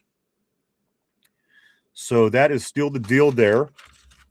Also, yeah, that's what I wanted to do. I wanted to give you a quick look around the division, a quick look around the playoff spots. Let me get to that real quick. This is what our division looks like as of right now, as we do own the best offense and best defense in the division, as we have 365 points for and 340 points against, which are better than all the competition in our division. Guys, as the Steelers sit 9-6 in the division, the Ravens 7-8, the Bengals 5-10, the Browns 3-12. There you go. You know what? As far as Shady Grady goes, he comes in here and says, well, you guys are going to lose to the Dolphins. Oh, we beat the Dolphins.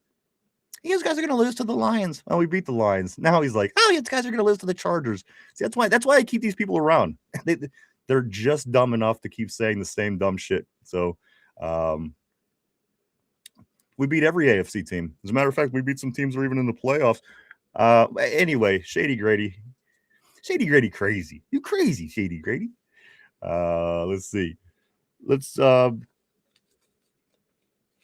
Where was I at, guys? A lot of things going on. A lot of stuff here. I got to be honest with you. I'm still looking through things that I even want to talk about today. But we are at that part of the show. That's where I was at. I was at the divisions. AFC East looks like this. Patriots 12-3. The Bills 11-4. Dolphins 6-9, Jets 3-12. Jaguars in the AFC South lead the way 11-4, but them Texans, they are sure coming up quick with a 10-5 record. And that defense, I don't know if anybody wants to face the Houston Texans defense in January. Colts 8-6, the Titans 3-12. In the West, the Broncos have the lead 12-3. The Chargers right behind them 11-4.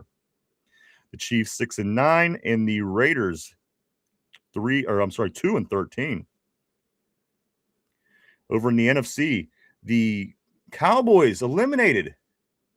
Even with the great George Pickens. And that team that gave them away are about to win their division, are about to go into the playoffs as a division leading seed. George Pickens on his way to the couch for January as they lose, guys. Eagles 10-5. Second place, Cowboys. So you say our division. You're talking about our division. Cowboys are in second place. They're 6-8-1. That's their second place team. At least the Ravens are putting up a fight. Commanders 4-11, and the Giants 2-13. In the NFC North, the Bears 11-4, the Packers 9-5-1, fighting for their playoff lives. The Lions fall to 8-7, and the Vikings 7-8. The Panthers take over the lead in that division. Boy, you're dumb. Shady Grady, you literally know that the penalties and his lack of play has literally cost them the couple games lately. This is why people talk.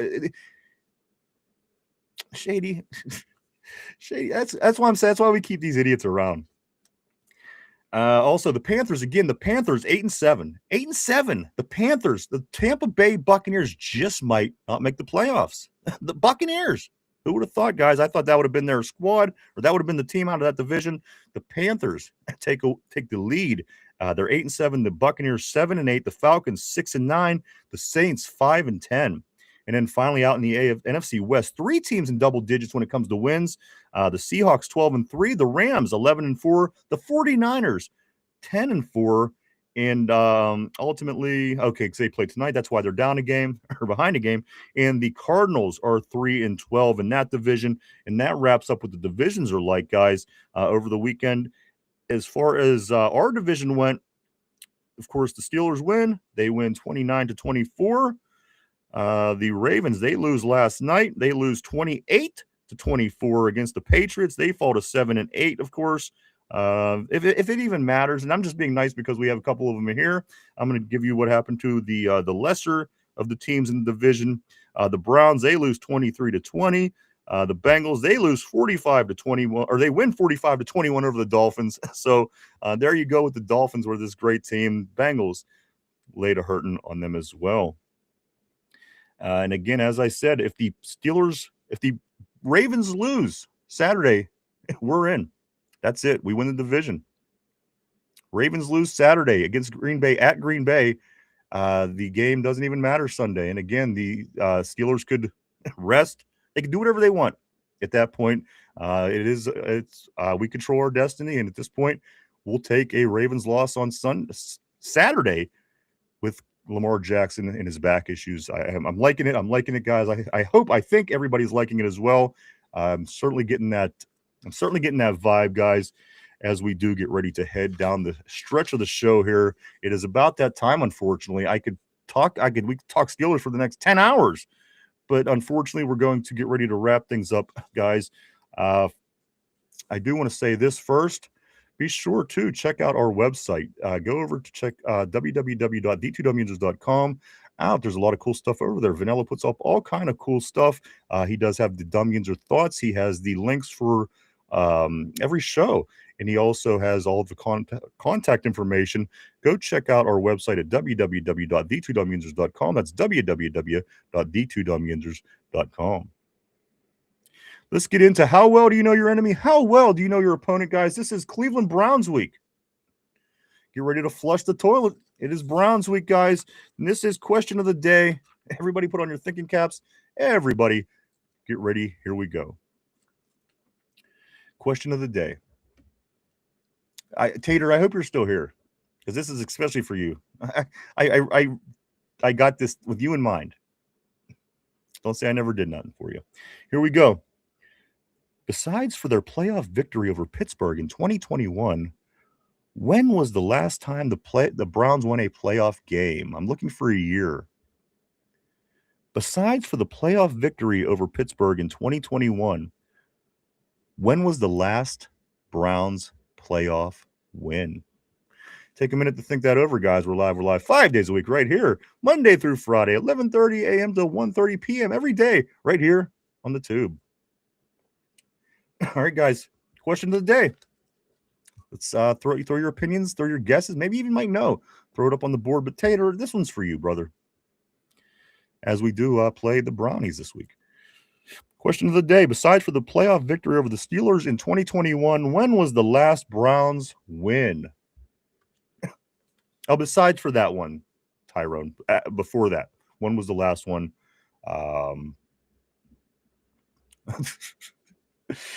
So, yes, take a minute to think that over, guys. Take a minute to think it over one more time. Besides for their playoff win over Pittsburgh in 2021, what was the last year the Browns won a playoff? Yes, besides 2021. I'm not even going to give you any hints because it's actually really silly. It's really silly. Take some guesses, throw it up there, guys. What year do you think? What year do you think was the Browns' last win prior to the Steeler game? 1988, Phil is saying. 1988, Phil is saying. Not a bad guess. 1933 is what Cody's saying. Look at that. Hey, I do want to say welcome to the terrible board to Jeremy Olson. Jeremy says Howard plays against Sanders next week. You heard it here first. You know what, guys? I'm down for that. Once the Ravens lose to Green Bay and we win the division, yeah, you could very well see Will Howard and Shedeur Sanders next week. Thanks for bringing that up. Also, Mark Malone saying 1989. Vegas is 1984 in the game before the fumble versus Denver's my guess. I think we did win that. Did we lose to the Browns or we lose to, that's a good question. 84 is what Vegas says. 85, 94 is what Tater Tot says. 1911, 1885 is what Cody says. Guys, question of the day is this. Besides for the playoff victory over Pittsburgh in 2021, when was the last Browns victory? One person did get it right, pathetically enough. It was Tater Tot. Tater Tot knows. 1994. It was actually on January